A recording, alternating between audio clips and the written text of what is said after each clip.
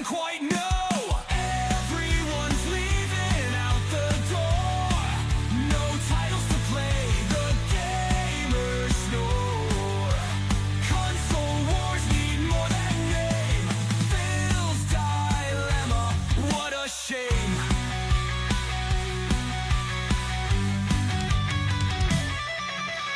Promises made, they're wearing thin.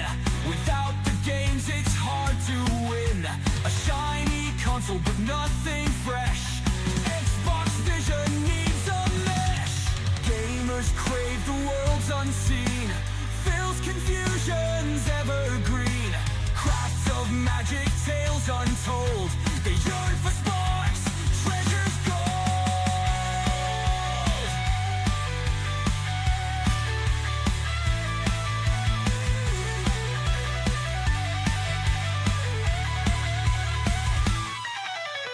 Everyone's leaving out the door. No titles to play, the gamers snore. Console wars need more than name. Phil's dilemma, what a shame.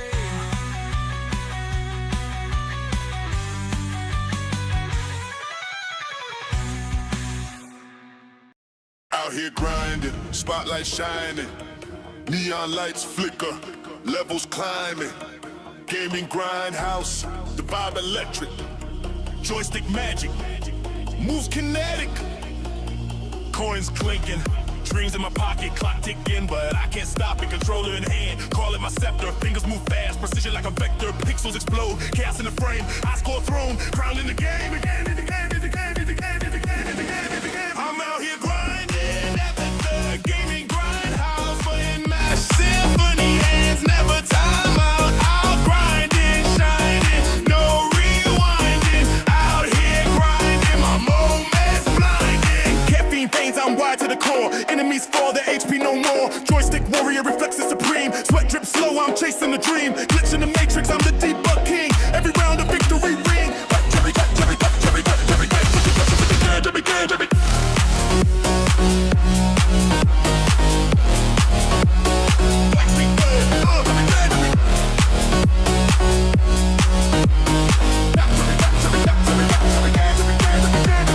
Screens glow wild, it's a battlefield. My hustle raw, my fate is sealed. RPGs, FPS, strategy in my veins. Every pixel conquered, every boss slain. I'm out here grinding at the gaming grindhouse. Button mash symphony, hands never time out. Out grinding, shining, no rewinding. Out here grinding, my moments blinding. Out here grinding, my moments blinding. Out here grinding, my moments blinding.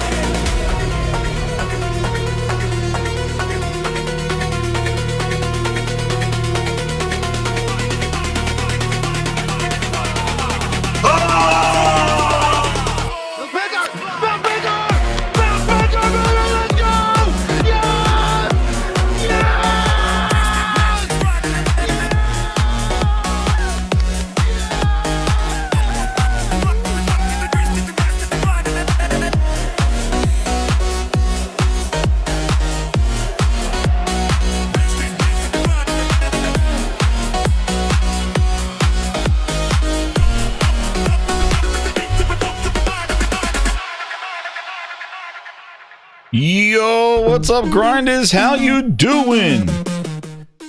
Oh, more jam music. Nah, no jams. We gotta get started, grinders. What's everybody up to, man? It is the Gaming Grinders. We are open for business. How's everybody doing out there? Hope you had a good weekend. We're ready to cook. What a list. What a list. My goodness, my goodness. Hope you did some... Wait, why is this thing so loud in my ear? Oh, man. Woo. I was jamming to the music. That's right. That's right. I was jamming to that music. Hope everybody's having a good time, man.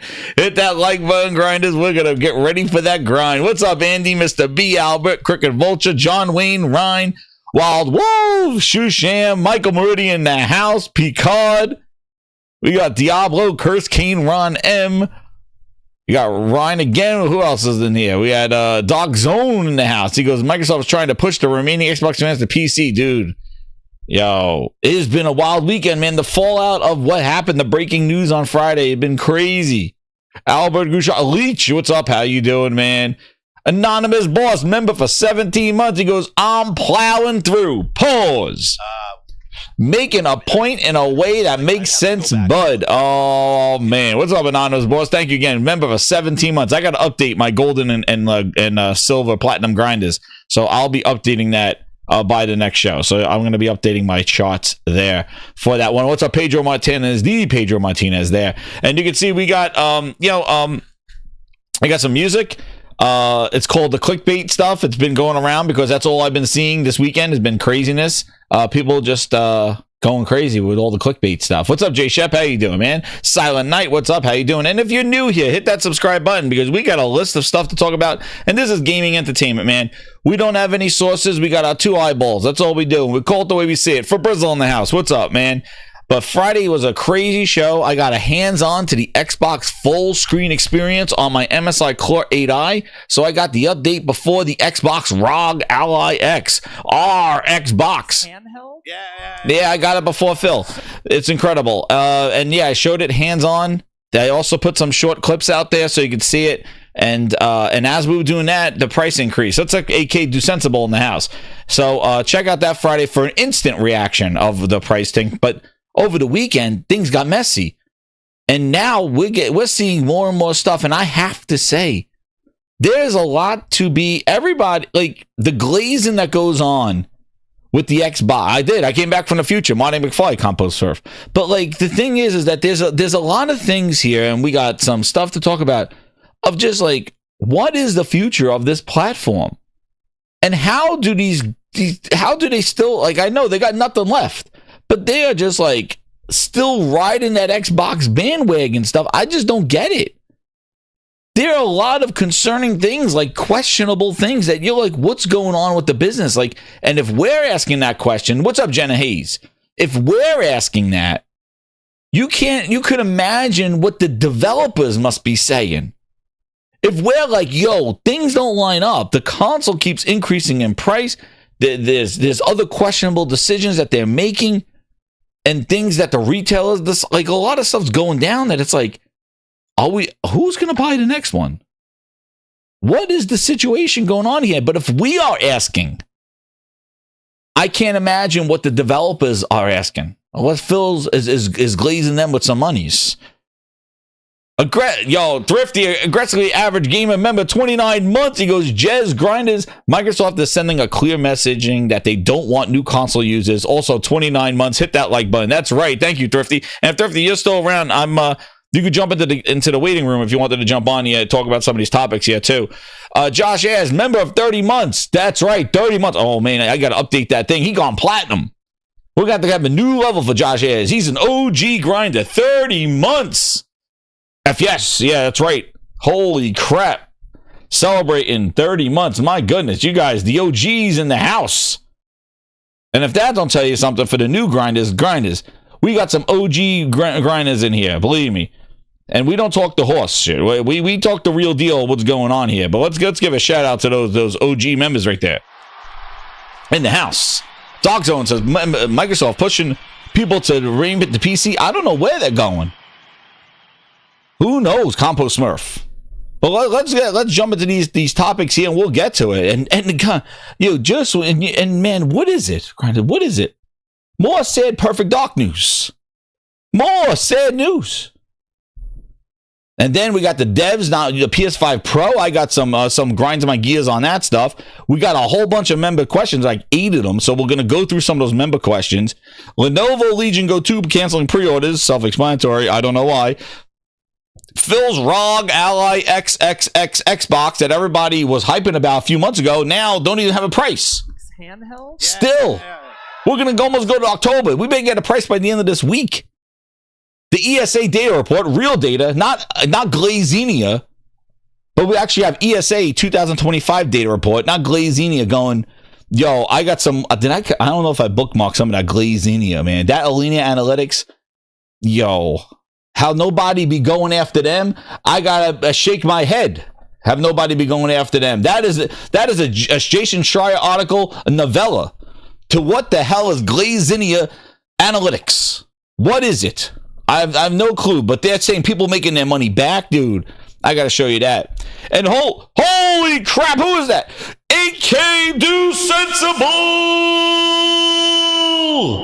with 20 VIPs. Oh my goodness, he wants me to stream some games. And as you can see, the goals here, I'm going to stream some game streams, and that's to be your choice. So, you know, hopefully you guys enjoy it. Whatever you want me to play, I'll play it. We hit that goal, I'll be playing it.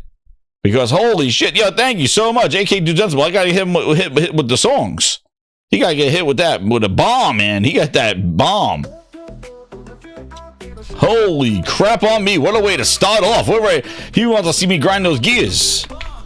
Yo, he wants me to see me grind those freaking gears. And get those 2 new renewals right there from the thrift. And Josh. Woo! We cooking. We got Lucci. And grinders. Here's a little tip too. Oh, here's my part. Here's the part. Here's the part. Here's the part. Here it goes. Oh yeah. Oh yeah. Oh, boom. Pause. 8K coming in true 8K. Yo, 8K Do Sensible is the only real 8K we get in this gen. There we go. Hit that like button. 8K Do Sensible, he's the only real 8K that we getting. Oh man. Woo! We're ready to cook. I gotta get my music ready. And then also grinders, just to let you know, if I see him in the chat, but call him out. If we get Xbox PC Hoctura, we got a music for him. We have True Virgil songs. I haven't seen him in a while. And then we got Arame songs. Ever since I made these dudes songs, they don't come back here. I don't know why. Maybe PC Hoctura. He'll come back because we got to jam to his song. And then Arame, I don't know where Arame went to. But when they come in, we got their music for them to shut them up and have them move on. So anyway, grinders, I've been playing just a little bit. Let's get to the topics. Dying Light, the Beast. Listen, it's good.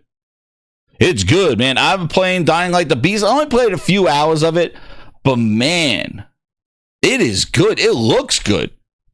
So I got it. Actually, it came with, I didn't even realize it, but if you bought an Intel product, NVIDIA gave me Doom and gave me Dying Light, the Beast. So I was like, whoa, I didn't even know if you bought it, you had to register your computer on Intel's website and they gave you these games. They showed up on my Steam. I was like, oh crap, let me try this Dying Light out, dude. Yo, that game is awesome. It basically took the traversal of 2. The combat is really good. Like it is really, it looks good. And yeah, I'm liking it. I'm liking it a lot. So I'm probably I want to stream that. I'm going to stream that as well. I've been trying to figure out how to get it from my PC. I could stream it here, but I wanted to stream it like how I stream my PlayStation games on the Grinds Theater.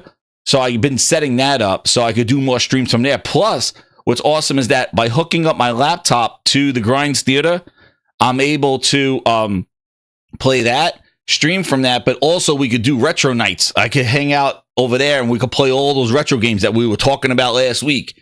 All of them. We could play them all as a gaming retro night. So I don't have to do it here at the podcast center, like at the table. Like it's just like, it's okay. But like, I do like sitting back gaming how I traditionally game. It feels like I like that. But if I have to do it here, we'll do it here too. So I got streaming here. I got streaming there. Yeah. So grinders, let's go. The Grindhouse is your oyster. This is your channel. I'm just your entertaining guide that takes you through the gaming Grindhouse. But yeah, Dying Light, it's getting 2 grinds ups for me. I like it. Again, haven't played no 10 hours, 15 hours of it, but yo, I'm liking. It's hard. Like, pause. It is challenging. Like, you can't just go out there and just all whack and do, because you got the stamina meter and even running and jumping, and they could gang up on you really bad. And there's some crazy ones, dude. There's some crazy ones, and they take a lot to hit. But man, it is so visceral. Like, I'm kind of liking it better than Dead Island 2. Dead Island 2 had that incredible gore system with hitting them. This one, they improved it so much better. Because I remember when I played the Dying Light 2, and I have to put Dying Light 2. But when I played Dying Light 2, like, I liked it, but it was getting me a little like woozy. I just wasn't feeling. I loved the first game. The first one was so good. I beat that first game. But man, the second one, with the other one that came out, when it came out like a couple years ago, the sequel to what this is the Beast. So like it's a continuation of the story, but this is basically its own game. So it's like its own island, its own stuff. So this is its own game. This is not the DLC. You don't need the other game to play it. But yeah, no, it is very good. Oh, Aaron's here. Hey, Aaron. Hey, Aaron's here. Where are you? Where I found them. Right now? I don't know. It's Aaron. Huh? The Dying Light is not on the Switch too. Dying Light is on the Switch too. I don't think so. But Aaron's gonna play it on his PlayStation because he, as Lady Gamer says, Aaron is a PlayStation fan. He just doesn't want to admit it. But there we go. But Aaron's here. Now we can ready to cook. We have our Nintendo guru, former Nintendo guru, PlayStation fan in the house with Aaron in the house there. So, but no, it definitely is. I definitely recommend to check it out if you like the zombie games. October's coming, Halloween season. I know we got Silent Hill cooking. Ooh-wee. Oh man, I want to get Silent Hill been getting. So it is crazy. True Virgil's in the house. Yo, we got them all. True Virgil is here. Yo, I made the call. Somebody called him up. True Virgil in the house. Welcome back. He's back, everybody. I got to clap for him. I was wondering where you went. Holy shit. They're all coming. There we go. We got True Virgil, and then we got PC X Hawk 2. Oh man, you guys are all, dude. It's like the friggin' Unusual Suspects lineup. Xbox Hawk 2, this is for you. Take a walk. I will not speak to you until you change your name to PC Hawk 2. Change your name. PC Hawk 2. The trio. Take a walk. I will not speak to you until you change your name to PC Hawk 2.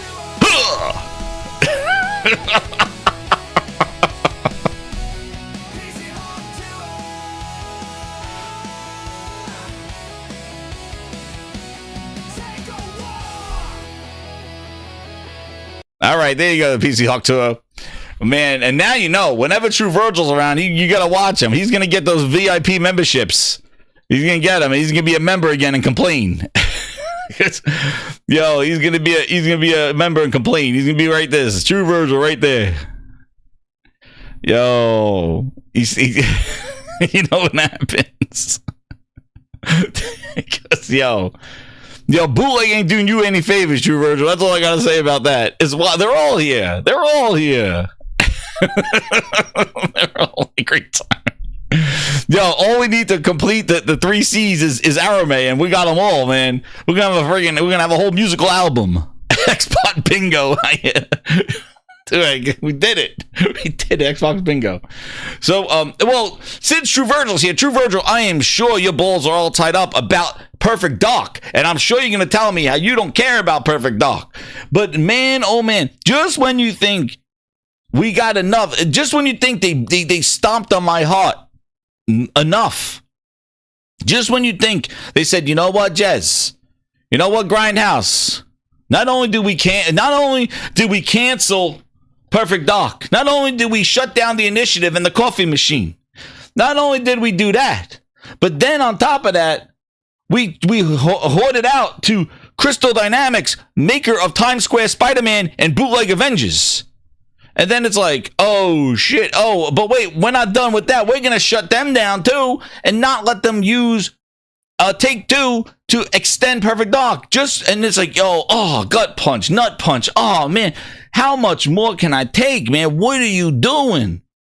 And it's like, yo, we ain't done yet. We ain't done yet shitting in your cereal. Shout out to Ron M with a membership bomb in the house. Another bomb. Where is my thing? Holy crap, you guys are cooking tonight. We are cooking. We are cooking. All the VIPs. Aaron, the real Aaron Walsh is here. Not Aaron, the real Aaron is here. He got the membership. Wally got it. Scorpion, Steph, Dragon Life. Yo, True Virgil just avoided Ron's M member gifting like the friggin' Neo in the Matrix. True Virgil got that Matrix dodge going on. Yo, watch True Virgil win. Ron, don't worry, Ron. We'll get him again. We'll get him again. We'll see if I can grab some. If we could do, if we get some more members up there. Let me add some more members. Maybe I'll throw out some. We'll try to get him. But he got that Neo dodge going on right now. We're gonna add that to the 37. 13. We get the Neo dodge. Oh shit! No, the bootleg. We got the real Aaron. CSB Aaron Walsh. See Aaron Walsh. He said thank you. Aaron says real fake. Aaron, where are you? And Aaron, I don't know. You're in here all the time. You got the X-Hawk. If you want to be if you want me to read what you're saying, I will not speak to you until you're PC Hawk Tour. That's it. That's it. You got to be PC Hawk Tour. Take a walk. I will not speak to you until you change your name to PC Hawk Tour. So just when you think they hit me in my left nut. True Virgin knows about this. They hit me in the left nut. They hit me in the right nut. They hit me in the gut. And I'm like, oh, Phil, yo, you killed my favorite franchise, Phil. What else can you do? And it's like, you know what? Grindhouse? We're not done with you. It's like, wait, what do you mean you're not done? Dude, they go like this. Wait, we're not done here. Watch this. They got this. Wait, is that? No, that's not that one. They leak this horrible, horrible news. Cobra in the house sharing MPFirst.com news. Grinders. I'm not subscribing to you. MP.First, whatever your name is. Yo, 8K Do Sensible, the true 8K. He goes with the 2. He goes True Virgil and Aaron to the attack of the loans. Dude, attack of the 3 C's. So this article came out, report gameplay details and concept screens for Xbox canceled Perfect Dark. Dude, just when we're done it. Yo, True Virgil, yo, showcase, please. I don't talk about Sony showcases because that is PlayStation glaze over there. Where is that showcase, by the way? I don't have it on my list because I'm not talking about it. Because I don't trust any of these sources. I use my 2 eyeballs. Until Sony announces it, then we'll talk about predictions and what they're going to show. But right now, Sony's sitting on it right now. They're not doing shit. Maybe tomorrow, maybe Wednesday, maybe never. Who knows? But I'm sick of it. What the hell is this? I thought I was drinking water. This is some drink. Lemon drink. What the hell is this thing? That threw me off a curb. What the Yo, PC Hawk 2 is countering my song by saying he will change his name when Sony has a showcase. Oh, man. I don't know. This is the Grindhouse. I made the rules. We don't read your stuff until you change your name. So anyway, they say after years of development. Now, this will tell you how good Phil Spencer and Matt Booty, especially Matt Booty. Man, Matt Booty be cooking raw ass. He goes, after years of development and some reports detailing the troubled production, it was announced that Perfect Dark reboot was canceled, right? Okay, we got that. And then there was then Everwild, Avalanche Studios, Contraband was canceled. Dude, Contraband, I forgot all about this too. Because nobody, like, Xbox guys are so good at just deflecting. They're like, yo, let's go search up some random ass dark web websites and stuff and start creating rumors and lies and just try to spread some horse shit. Meanwhile, Microsoft is canceling games that they had on their list for years. Like Contraband, Avalanche Studios games, Rare's Everwild, Perfect Dark. They just go, oh yeah, it's canceled. Oh, that sucks. Anyway, let's talk about how Phil Spencer's heading out to Japan. That's some horse shit right there. So, in the wake of the cancellation, controversial details reboot surfaced. Notably, reports claim 2024 gameplay that they showed last year. Remember what Phil Spencer said? He said he saw the gameplay down the street with Dable Gallagher and all that other stuff. Yeah, I'm on Limoncello. That's right, Crooked Vulture.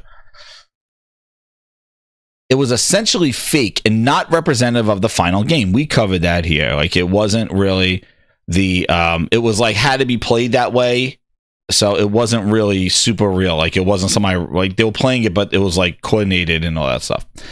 And it was kind of fake elements were in there, what they kind of wanted to happen. However, the level designer who worked on the title later stated that the trailer did contain fake stuff. And it was generally from a playable demo. So there was one nut punch, right? Then that has some things. Now, the inside more stuff comes out. The documentation highlighted of why this game was created. The creative vision, who was a reimagined franchise, will contain the core DNA from the original N64 title, HBO series. Okay, they go into the whole story. They were going to have this relentless system, an award system, an adrenaline system. But in these documents, this is all what they wanted to have, right? All they wanted to have. This adrenaline system, which treated adrenaline as a resource that the player would regenerate over time and grant access to powerful abilities. This will have included the capacity to heal, increase damage dealt. And we would have gotten the ability to slow down time and dodge bullets, like True Virgil dodges VIPs. Aim more precision, increase movement speed, killing multiple enemies in quick succession, this slow time effect. Paying close attention to the images in the documents, you'll be able to notice the variation of these screenshots. So they leaked the screenshots of what they worked on. Grinders, this is the concept. This is what they had. They had concept art and that fake demo in over 5 years of this studio. And this is basically what they had, concept art. This is the ambition of this game. This is what we got left. This is what remains of Perfect Dark right here. This is what remains of it. This concept art. So this leaked from the documents of what they wanted to have. What a shame. How did they spend all this time with this game and all they had was that? It's insane. The Perfect Dark IP will be joining a long list of dormant Microsoft franchises that fans will have to wait to be brought back. That's it. And they said right here, on a related note, insight to another one of the casualties, Xbox restructuring, we have a report to look at ZeniMax canceled MMORPG project Blackbird. That was another thing that was canceled. Blackbird, Contraband, Perfect Dark, Everwild. Yo. These games were on their list for years. These were the promised games from 2019, 2018. Oh, don't worry. The studios they bought, they're coming. The games are coming. It takes time. Phil Spencer doesn't want to show everything. He's excited about what he didn't announce. Dude, these things were on lists for years. And they were celebrated before we even saw gameplay. Just because they had some insiders and bootleg Jez sharing stuff out. You know, and people were just making podcasts and laundry lists, and Cobra himself. These were on their lists for years of a just you wait and see.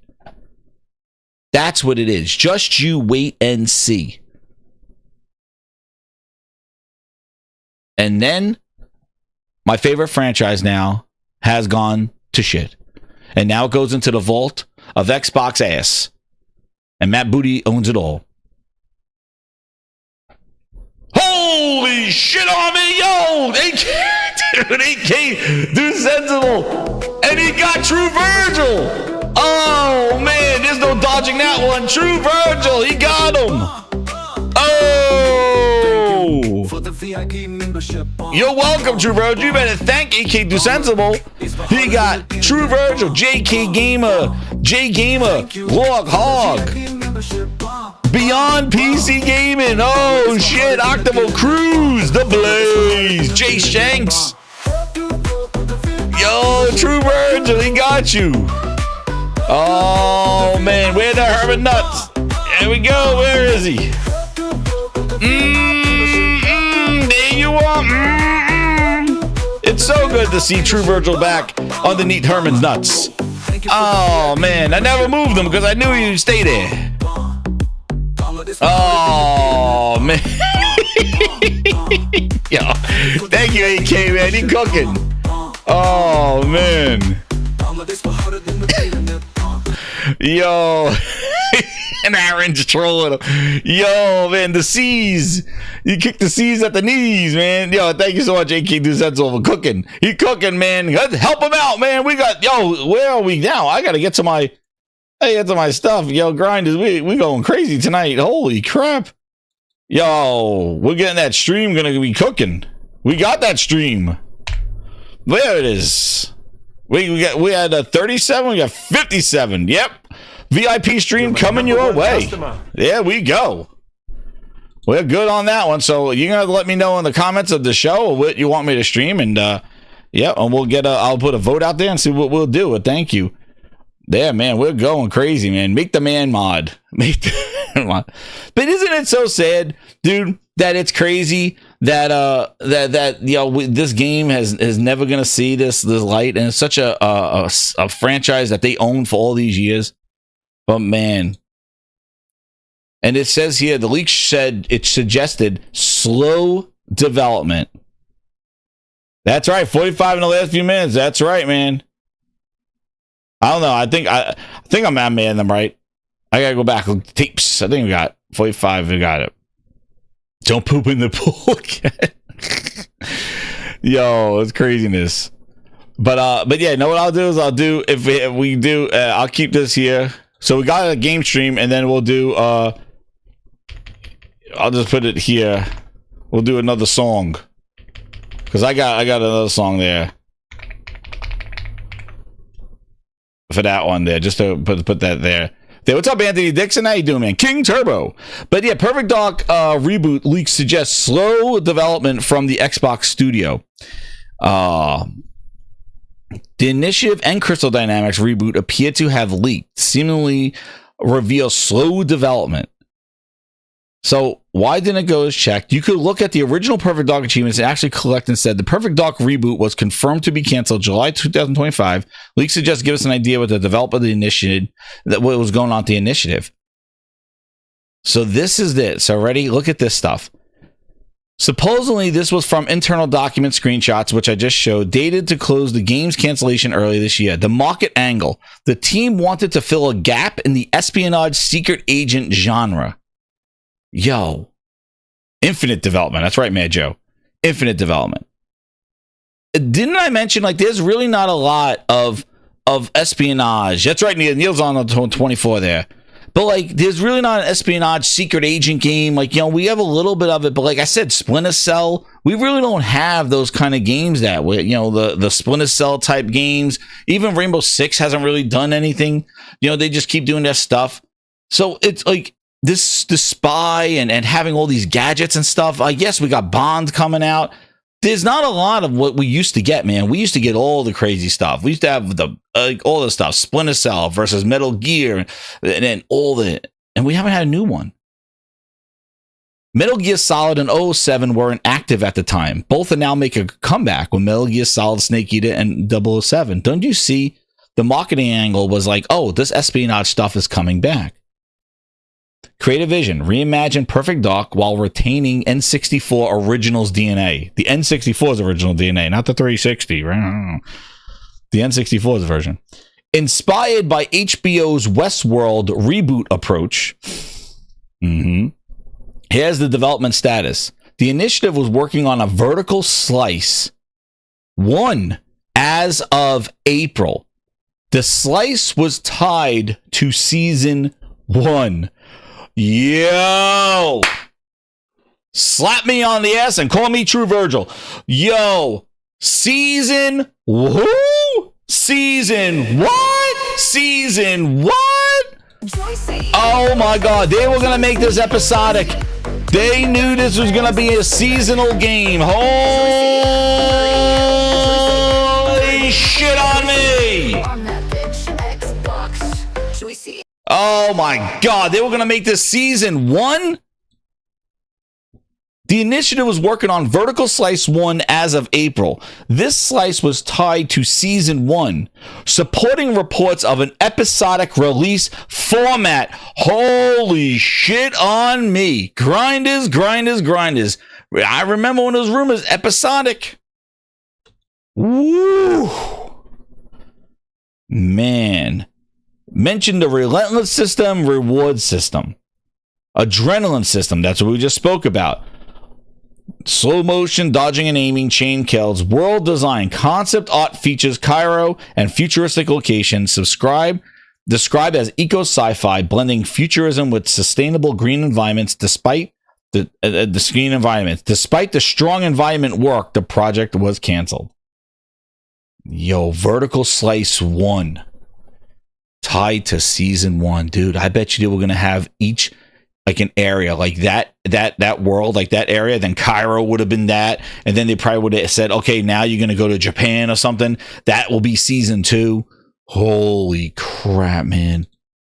And tell me that, and know what's crazy? I said it that's why we got members here for over 30 months. Because that was I started this channel episode 1 and said Game Pass is going to hurt what games are going to be. And they took a single player game, not a multiplayer game, a single player game, a franchise, and made it episodic. Look what they did to Halo. They nuded Master Chief. They showed his ass and then they cut off his balls. That's what they said. A vertical slice. And they broke Halo Infinite into infinite pieces. And then they took a game, Perfect Dark, that had it had a campaign, a co-op mode, an anti-co-op mode where your friends will be the enemy and you will be the Joanna Dark. Co-op campaign, counter-op campaign, that's what they called it. Counter-op campaign, multiplayer. All in one package, and they were going to take they're going to take the seasons of vertical slices and seasonality, because they did such a great job with Halo Battle Pass seasonal content. Why not strap it on to every other game like Perfect Dark? A seasonality. Oh my God. And you tell me that Game Pass effect ain't real. JK Do Sensible, the man in the house, #1 on the scoreboards right here. He goes, imagining a video from a true Xbox console fan like you shutting down the list was, majority of big Xbox games are canceled, yet Sony's still releasing big quietly games and the box has nothing. Yeah, that's what I mean, AK. It's all about deflection. It's all about deflection. It's like, oh yeah, we're burning over here. The house is burning, but look at them over there. Dude, Ghost of Yotei gonna drop, and that is what are you cooking? All the stuff that Xbox pretty much been releasing has been third-party shit that was gonna come out anyway, but they sat around and Judge Judy's court and wrote a check for $80 billion, and now they slapped their tramp stamp on it. Doom was coming everywhere anyway. These are not games. This game right here was Xbox showing that they can make a game like how a Ghost of Yotei, how a Spider-Man, how a God of War is created, how they used to make Halo, how they used to make Forza. Creating a game, a creative company making a game. And they showed right here their incompetence because they gutted the shit out of it. Why? Because it wasn't already done. Dude, Xbox be doing it like those goddamn food channels. It's like, oh, here's the turkey. I already have one cooked. And they go open up the oven and they go, the turkey's done. It's like, bitch, you bought that turkey down the street from the Amish market. You didn't make that turkey. Yes, I did. I paid for the turkey, so it's my turkey. It's like, but you did not cook the turkey. You did not create the recipe and brine the turkey. And you just went down the street and bought it and pulled it out of your oven. And that's how Xbox has been cooked. That's how they've been cooking, like that. They're taking already made on-the-shelf games and going, put it in Game Pass, ship it. Maybe physical. And that's what they've been doing. But when it came to creating a studio and creating a game from a franchise they owned for decades, they don't know what to do with it. And look how they're going to neuter the shit. They were going to make it episodic. What the hell does this say? The original Nintendo 64 DNA. Dude, that is a mutation. When was Perfect Dark episodic? When did it need vertical slices? Dude, it was a complete ass game. N64's original DNA in my ass. That's Phil Ness DNA all over your face. What the hell is that shit? Let's make it episodic. Why? Because of the scoping of Game Pass. And we could have people stay subscribed. And the fact that they don't even want to continue this model. Right? This episodic model. You see what they've done with Halo Infinite and their episodic content. They made a service game that they talked about for years. Halo's gonna be a service game. Halo's gonna be a service game. It came out, no service. Oh, we got some knee pads this month. Next week, we got some elbow pads, some helmets. There's the battle pass, and we got to get back to. And then the season goes. Oh, the seasons are gonna be 3 months. And then they're like, oh, you know what? Season 1, it's going to be a while. We'll make it a 9-month season for elbow pads. We got to get back to seasonality. We have to have this kind of the seasonality. Like, how does nobody put this together of how detrimental the pivot of what a service subscription is doing to game development in their internal studios? And show that what they need to do now was just buy a whole bunch of publishers that already got the turkey cooked and just throw them in Game Pass because nobody was knocking on their door. And that has always been the problem I've had with Game Pass, was that the quality of games and what game development would be. What does a game look like being developed knowing it's going into a service? A subscription service where you need to keep people subscribed. This, that, episodic, this and that. So what, and also, notice the games that have been neutered and canceled since Microsoft spent $80 billion. Contraband, Everwild, Perfect Dark, Hi-Fi Rush. All the interesting games, all the games they need to create. And what are they shipping out? Doom, Call of Duties, Call of Duty. Here's another Call of Duty. Here's a Call of Duty. You think we're getting Avowed 2? Dude, that lady left. She be gone. I think Obsidian is the only one that hang around and they're making stuff. That's going to be their playground studios, because I think Obsidian is the only one that's just kind of just doing their thing. And I think it's one of their better studios.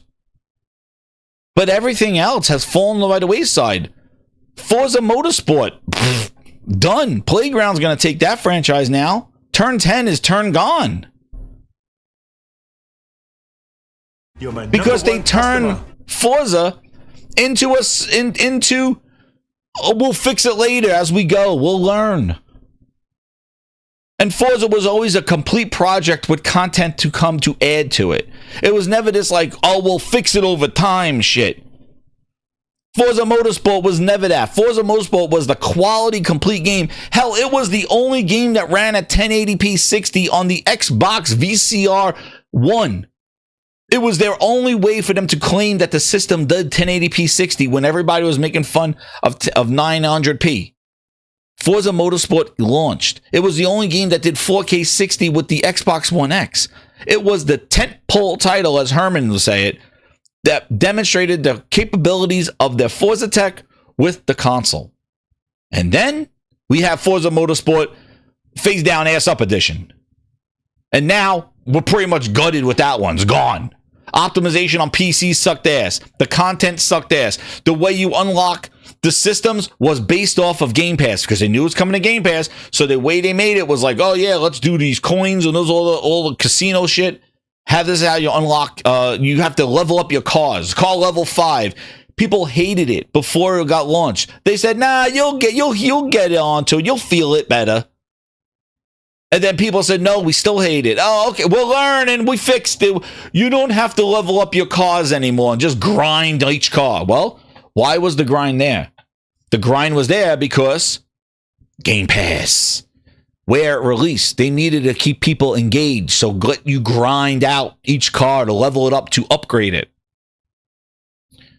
You couldn't just go buy the upgrade. No. You got to be a certain level to upgrade it. And people complained.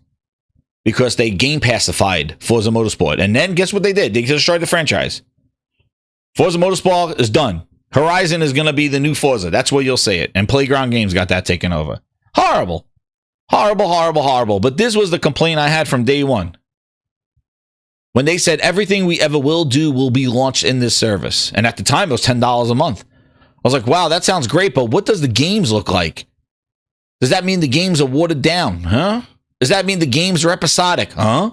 Does that mean the games will have tropes in it to keep you engaged? Would that mean that you launch games that are in a rough state and we'll fix it later? Yeah. And that's exactly what happened.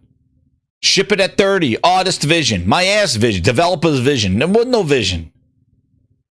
30 frames. Oh, here it is, 60 frames. Well, what happened? Did they take a shit and their vision changed?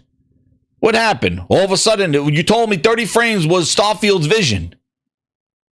Todd Howard Uber driver told you that. All of a sudden, he woke up and he's like, you know what? We'll do 60 now. New vision.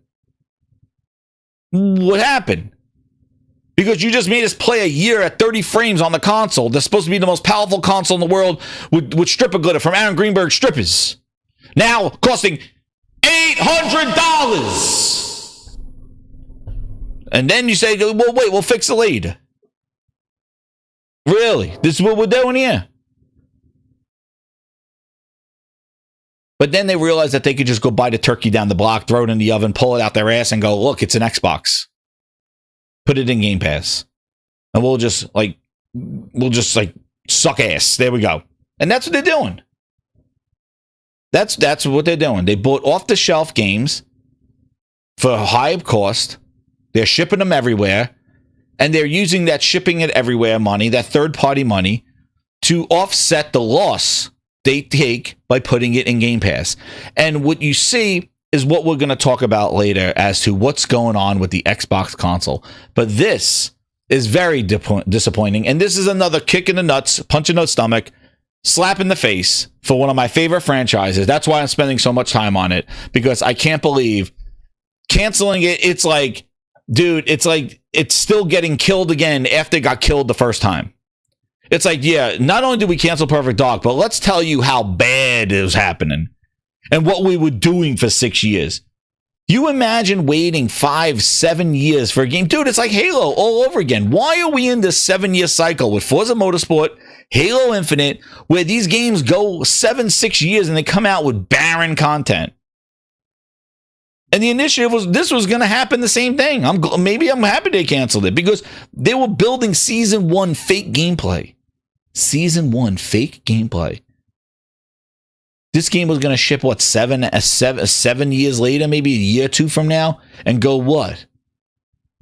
Oh, yeah, here's Season 1. Big Season 1, 7 years later after it got announced, we got Season 1?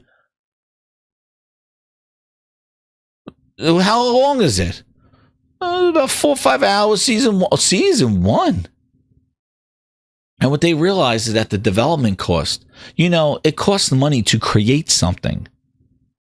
They're not a creative company. Instead, they'll buy shit that's already done, the turkey's in the oven, and pull it out and put a Xbox tramp stamp on it and go, look what we did. Delicious, right? We bought the turkey. We didn't have to cook. We didn't brine it. No, we deep fried. No. We take it out of the oven. Oh, look what I did. It's already done. And that's their strategy now, is to take stuff that's already been done, already being built, and just ship it. To create something, to bring a franchise to the brand, an identity that her face goes with that logo. That's why whatever they're doing, this Xbox branding, there is no soul to Xbox. There is nothing. And that hurts so bad because they took the franchises that I loved and diluted them and just said, to hell with them all. We're just going to buy third-party stuff and throw it in our service and say, look what I can do. Look what I can do. Look what I can do. Look what I can do. Shout out to Mad TV, my favorite show. Easy Tone with the 10. He goes, the initiative was created in 2018. They brought in Crystal Dynamics to help in 2021. And guess what, Easy Tone? In 2021, when we talked about it, nothing to, what did they say? They said, nothing to see here. Where was it? They're like this. I'm like, wait, why are they doing that? All the podcasts, the glazes. Oh, it's just Daryl Gallagher. He has friends at Crystal Dynamics. After the bootleg Avengers, they're just helping out. Matt Booty Cheeks is like, this is normal. We do this a lot. I'm like, huh? You use a third-party studio to help make your first-party game, like, and co-develop with them? Like, not what? He asks a question. He asks a question. What happens? What happens? You ask a question. There you go. That's what happened. Oh, no. Like a blind man at an orgy, I was going to have to feel things out. Feel it out. Don't worry about it. But they were still working since 2018 on a vertical slice, not a game in 2025, is beyond incompetent. Easy Tone. Do you remember we went to their website? They had a coffee machine in the break room. Nothing on Perfect Dark. Like they had, I was like, where's the association with this, dude? Where is it? Nothing. I was like, this is the craziest thing. And then when Crystal Dynamics came in, it was the weirdest shit. And I said, don't worry about it. This is normal. It's like, no, man. No, it's not normal. It's not. And now we see when people list how much IP Microsoft has and know how incompetent they are with IP. Who's sitting here going, yeah, they're going to cook. They're coming back. They're going to do something with your favorite franchises. Crash Bandicoot and Spyro and what is it? Prototype. Oh yeah. Marvel Ultimate Alliance. Oh yeah. That's just from the Activision purchase. Then about all the games they own: Perfect Dark, Banjo-Kazooie, Conker. Sea of Thieves updates, bitch. That's what you're making, dude. Make Conker ride a friggin' boat. Make Conker the captain and Sea of Thieves. Dude, they don't even use their franchises to make them have cameos in their games. Killer Instinct. Psh. Killer Instinct? Who? Where's Killer Instinct 2? Nah. Rare IP is in a gutter. The Forza Motorsport. Dude, they're doing nothing. And now they're like, oh yeah, well, here comes us. Look at what, yo. Prey, all IP, Prey, Rage, all the games that it owns, all the, please. Rage 2 came out, dude. It's gone. They own it all. They own it all. They own it all. This is what you get. And who's making it? They keep laying off more and more people. And they do nothing to make those franchises identify with the brand. You know, it's easy to make a Joanna Dark associated with the face of Xbox and with the Xbox brand, and you get Game Pass and you subscribe to our services or you play on an Xbox. Joanna Dark is Xbox. She's there. No. It's easier to do that, to take Banjo, to take Conker, associate them with Rare, who owned by Xbox. Like, you could market that as, because you got to think about it. People go like, oh, it doesn't matter where you play. It does. Listen, Xbox branding If they don't care, then why are they wasting time calling everything an Xbox? If you go, well, it doesn't matter where you play. No, it does matter where you play. It's how you access the game that matters. That's what it is. It matters where you play. It matters because they are saying everything is an Xbox. If it didn't matter, they'll just say, just play some games. Who gives a shit? You know, is EA running around going, everything's EA? Everything is Ubisoft. No. Is EA running around like that? Does 2K run around going, everything is NBA 2K? No. There is still branding involved. There is still identity. And they could have took these franchises they owned and started building it, going like, hey, you'll get some third-party games in our service. You'll get some indies in our service, but you're definitely going to get these franchises that you love. These franchises that you grew up with. Conker, Banjo, Perfect Dark, Forza. All these games, Halo, the game Gears, the games that you grew up on. You'll get all those included in our branding, but you also get other things as well. And it's easy to brand that stuff. It's hard to take Call of Duty and say, now Call of Duty is Xbox brand. Dude, you got years of Call of Duty. It is going to take a huge marketing scam to get people to associate it with your services. Because it's still about it. Because if it wasn't about it, nothing will be an Xbox. They wouldn't even use the Xbox name anymore because it does not matter. But because they're still calling everything an Xbox, then branding is important to them. So having these franchises associated with your brand helps. But, like I said, they're incompetent. They don't know what the hell they're doing. AK Do Sensible, almost coming up to 2 years, man. Dropping the bombs. Member of 23 months. Thank you so much, AK Do Sensible. Shout out to you, man. But yeah, very, very disappointed. Like, I thought I was done with Perfect Dark news, and I couldn't believe when I saw this. I was like, holy crap. And then it's gone. It's done. And they had nothing in the things. They had nothing. It's insane. It is craziness. You know what else is craziness? Is, you know, some of these games that I'm seeing in general, not PS5 Pro enhanced.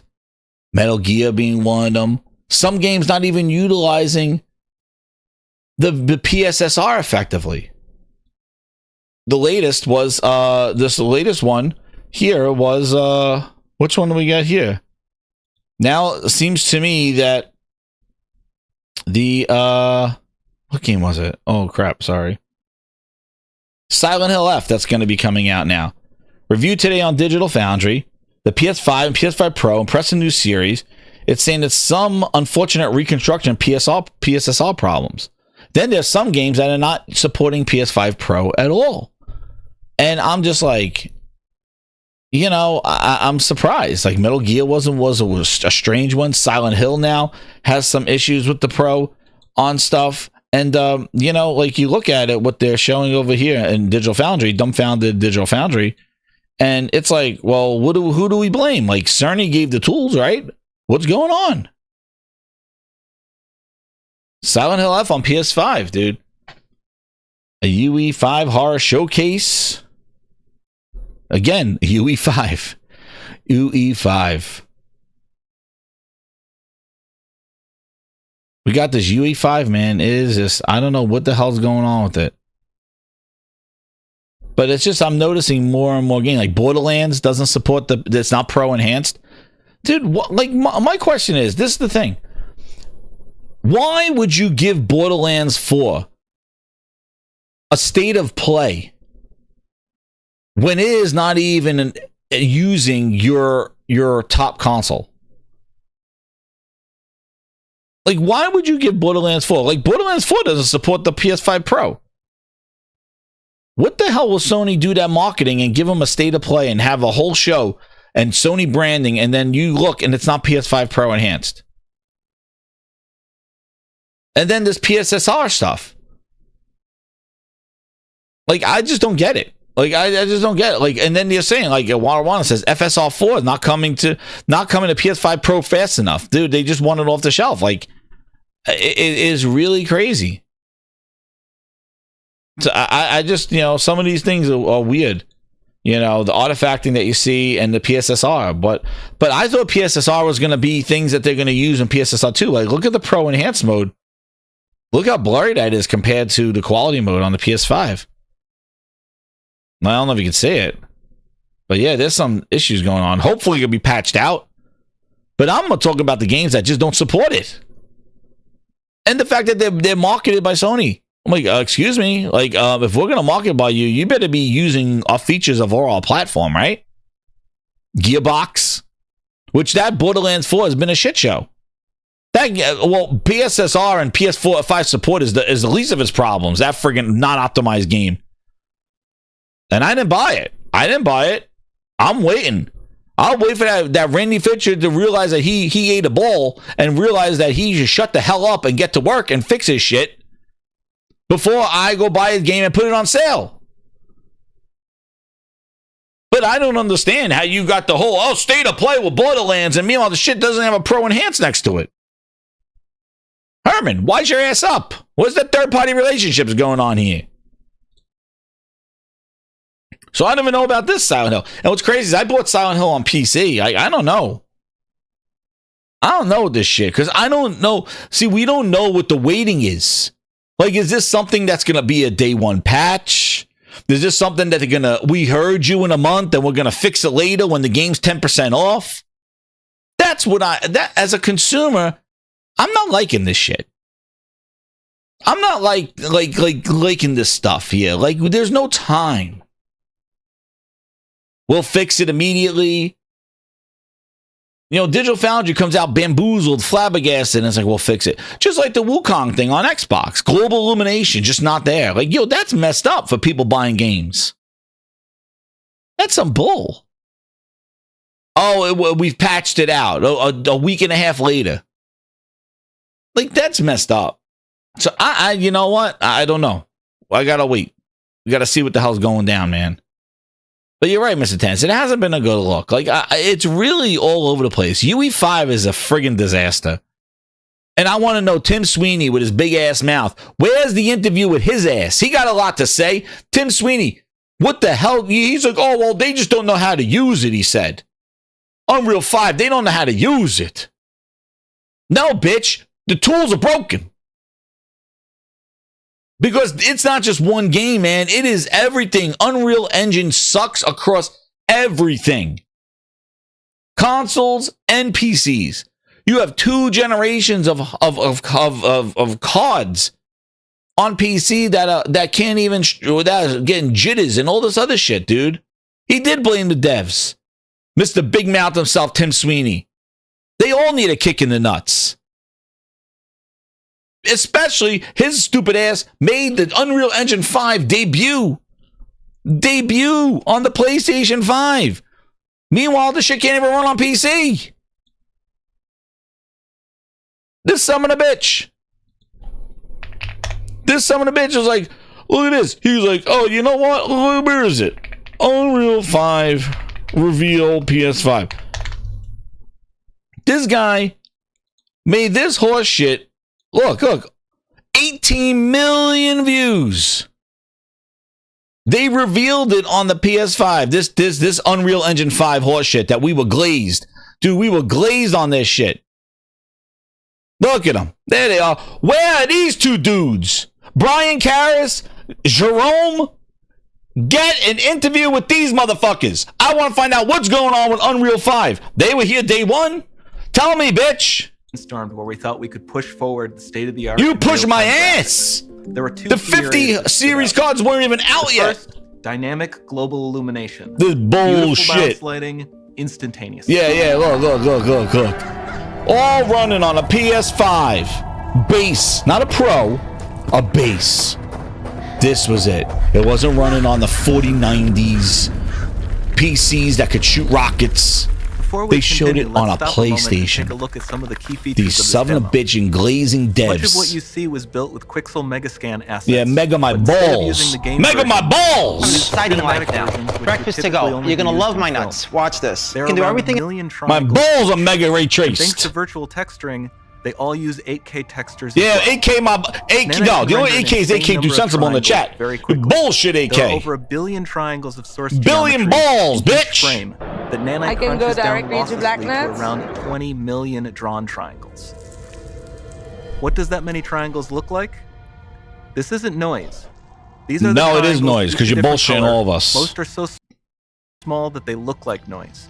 Yo. Nanite achieves detail down to the pixel. Wait a second, we got something here. We got he's called the Protato. Holy shit, X-Hawk. Take a walk, take X-Hawk. We have to have an interlude. to you until you change your name to XPC Hawk. Spit on your ass. PC Hawk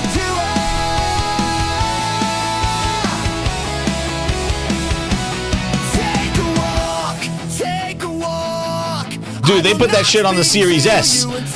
Fuck, you'd be able to roast s'mores on it. PC Hawk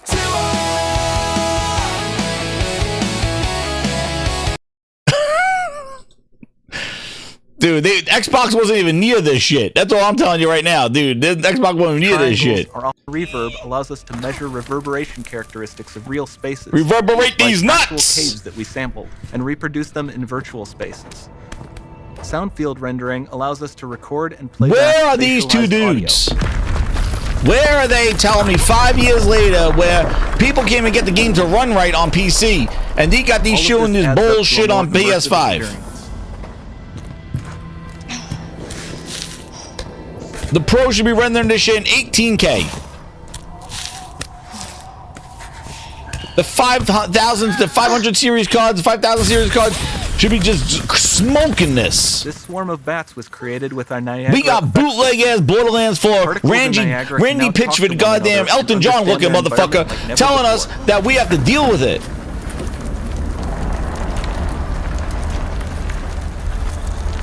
We've also added a ton of new functionality to run fluid simulations like you see in the water below.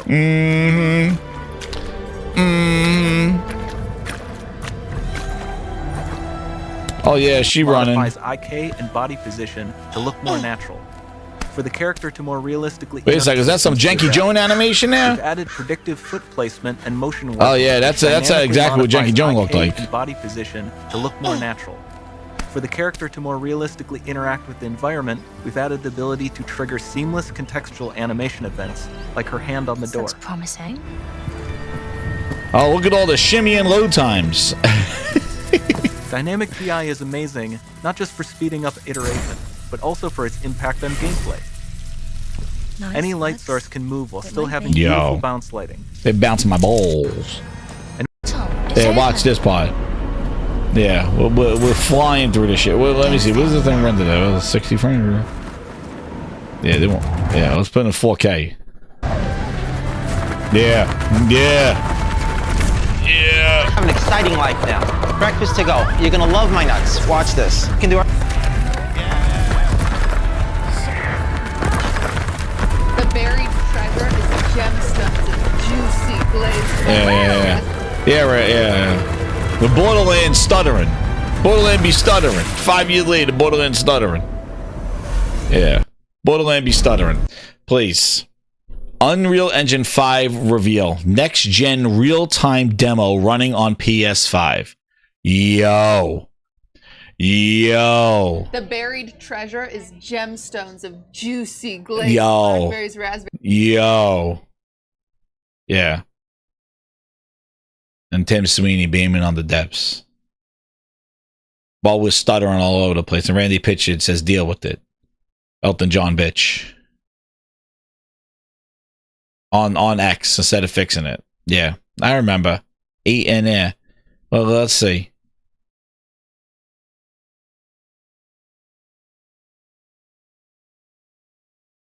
Yep. Everybody's all hyped up. Wow. We used to. Yep. Everybody in the chat was all like, oh my God.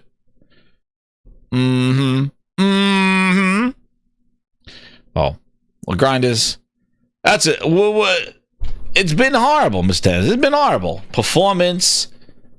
It's been a scam of a year, man. It's been a friggin' scam. And it's across the board. All of them. All the consoles, all the PC configurations. It has been a friggin' scam. I don't know what's going on. Dude, I had these games all lined up, ready to go. And when I'm seeing, like, they're not ready, we're not fixing it, and Randy running around with his mouth, and just, like, it's so weird. It's so strange that these games are just, like, they're not ready for day one. I don't know, man. Oh, boy. That's right, Easy Tone. Oh, boy. Well, speaking about it, let's get some questions from the Gaming Grindhouse, because it's your time to talk right now. So let's go. Let's see what the grinders asked here for this segment of the Gaming Grindhouse. Hit that like button, grinders. Let's see what you guys have been cooking up. Let's see what questions on here. Let's go here. And where's my channel? Here we go. I got to go to my channel. Let's see. You guys are asking some questions here. So I asked before the show, what would you like? So here we go. And this is going to lead us into the second part of the conversation. So let's see what we got here from the grinders. We got Craven. These are fun. This is and all you that got members today. This is one of the perks. You'll get the music playlist. There's some extra videos that I did behind the scenes showing my 3D prints, which I'm going to do another members video. We'll just talk about some things, retro games. We'll talk about prints. We'll just talk about whatever you want to talk about. But you also get this. You also get asked each week about questions for the Gaming Grindhouse. So we're going to ask the questions here. Is the VIP member Craven Von Draken says, is the Xbox price increase a strategy to make the ROG Ally XSS sell better? Or Microsoft is just bad with numbers? Like, why would you do a price increase of $20 on a $300 USD item? Bad press, bad faith for like a 5% increase, or maybe, just maybe, Microsoft doesn't care. So, thank you again, Craven, for the question. I thought initially when they were increasing the price that's exactly what their strategy was. It was like, they keep increasing the price because they don't want their console to look so far off from these handhelds. But I don't really, I don't know. Like, I don't know what their plan is. Like, I think there is definitely a confusion because you don't want them to move everybody off of the console, because the console has primarily your Game Pass subscribers, your Xbox Live, former Xbox Live subscribers, things like that. Like, if they go on PC, they get free online. They get a lower price Game Pass store. So it doesn't really, if they want to focus on subscriptions and growth in subscriptions and monetization of subscriptions, it's kind of like shooting themselves in the foot if they want people to go to PC, because all the stuff they're charging for on console is there. That's the whole reason why the consoles were cheaper. It was subsidized, like the store and all the other stuff. Now they're just increasing it. I think because the thing's not moving, dude. I think the console is just sitting on store shelves, and they're just going to try to maximize whatever sale they can get. You got 5 Xboxes sitting there for $700, and they're just like, you know what? They're not selling at a rate that we're like seeing like enough income from them or revenue from them. So let's just increase the price. So we'll, like, if we sell one at a higher price, it'll be like as if we sold, like, at least it'll affect our numbers, because where it is right now, the rate that it's selling is not enough. So let's increase the price. I don't know what their strategy is, but it's definitely something that's really strange. Shout out to Thrifty. He goes, do you think the price increase of the Xbox consoles is meant to be the final push to the console fans? So a similar question to what Craven was asking. And you know what? I think tariffs are definitely affecting it. It's definitely giving an excuse. One of the things I said on Friday was that I don't even think, like, are they just going to drop the price before GTA? Like, oh yeah, and guys, yeah, the tariffs are better, price going down again. I don't think so. I think these prices are here to stay. And I don't know if Sony's going to do it, but like, the thing is when we went through the price increase stuff, Sony was like, we have inventory. We have about 3 months of inventory, and then we'll see what happens. After about the 3 months from when they said that, that's when they increased the price. I'm still perplexed as to what the May 1st price increase was, because they didn't say macroeconomic challenges. They didn't even associate with tariffs. They just said the price is going up. And it was even going up on headphones. It went up on accessories. This one was the console because of macroeconomics. This one was worded more like when Sony increased their price. So I still don't know what that price increase in May 1st was. And that's even when they wanted to increase the price of their games to $80. They said it in the same announcement in May 1st. So I just think they're fools. I just think they're just looking to make as much money back as possible. J Shep 007, he goes, in your opinion, which month in 2025 has the best games lineup, September or October? Well, I have to say October, and I'm biased because I want some Battlefield, get your armor, Battlefield, and Ghost of Yotei. I'm going with October, and I have to say September I thought was going to be a cooking month. I played the demo to, I know Sonic I was excited about. I was excited for Borderlands, and even Silent Hill. And then I'm seeing there's some issues there with the performance stuff. So hopefully October is better. We played Battlefield already, so I already know that thing is ready to cook. Hopefully it has a good launch. And with Ghost of Yotei, we're there. So I'm going with October. I think September looked good on paper. Execution-wise, it was a little rough. And hopefully they can fix it. And again, it's a short timeline, dude. A short timeline. You are still waiting to fix your stuttering and stuff, but hey, dude, Battlefield comes and just like takes away the market. So that's why I said you got a very small window to make a first impression on there. So good question, man. Glinza in the house. He goes, I hear Super Mario Galaxy 1 and 2 bundle for the Switch 2 could be bad ports at Wii quality. Ooh. Is Phil Ness giving advice to Nintendo? Dude, Nintendo, they are trying to capitalize on the movie, and they did not have a Mario game ready available, which I can't believe it, that they don't have one readily available. And I'm surprised that Nintendo didn't have this thing all lined up, ready to go. And they're using Galaxy bundle to go with Galaxy the movie, so people make association, and you see how the movies influence the games and people buy the games. And this is the thing that kind of happened with Fallout movie came out. There was no new Fallout, but everybody went and played Fallout 4 again because of the movie. So Nintendo wants the same effect, so they're just gonna put what they can together and shove it out there. I hope it's not a Wii quality port. It should be a Switch 2 enhanced. But I don't know, man. Nintendo's another one. You got to watch them, man. They got the nostalgia. They'll put that thing all bundled together. I'm surprised they even released that friggin' game that cost $1 billion that they took off the shelves. Was it Mario Maker 2? Or what was the game that is worth like $1,000 because they decommissioned it from the store?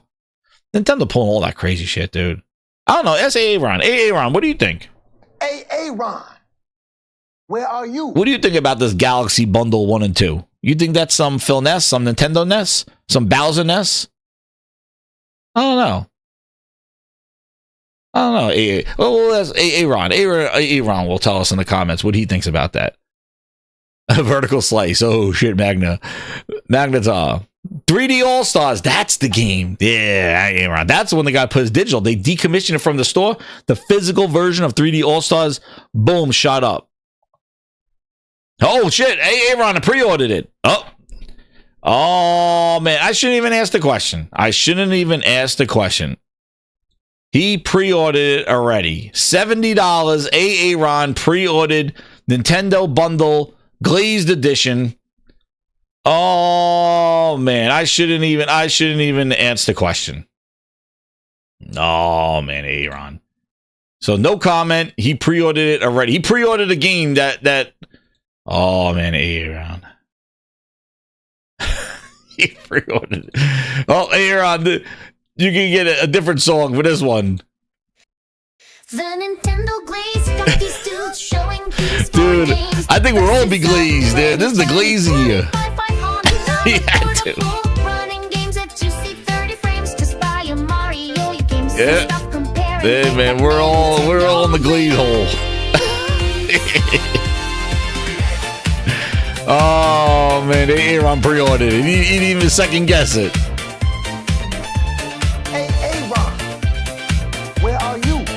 Dude, he was the first one to pre-order it. No Aaron, huh? You better be sick, dead, or mute. Aaron. Aaron.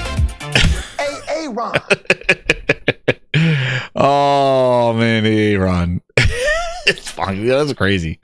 Hey, man, it shows to show you, man. You know, hey, some different strokes for different folks, man. Hey, I don't know, man. It is what it is. It's wild out there. Now we got 2 more questions here. What future PlayStation first-party games that we know will release before the PS6 releases? Jay Shep again coming in with another. I'm gonna like all these, man. Good questions, man. Grind is pulled up. Grind is pulled up tonight. This is good. Oh, Andy didn't ask a question, but so he goes, what future? So I definitely Wolverine. I'm thinking Wolverine, and Saros. Those are the ones that we know of.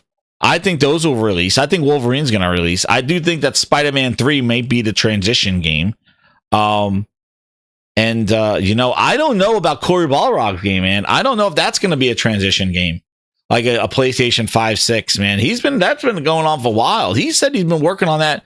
You know, 2018, he really wasn't involved in Ragnarok. He made that announcement. Like, he's like, yeah, here's the new dude. I'm working on something else. So I think he got to show that next year. Intergalactic will come out before that. There you go. Guapzilla, what's up, man? In the house. He goes, Yotai, Saros, Wolvie, and Token. Yeah, Token. Those are the ones I think we know. I don't know about you know, Corey's game. I'm not sure. Spider-Man 3, who knows, like that. The X-Men they had planned. That's all Insomniac, but I think those are definite ones. But Corey's games, man, are a while.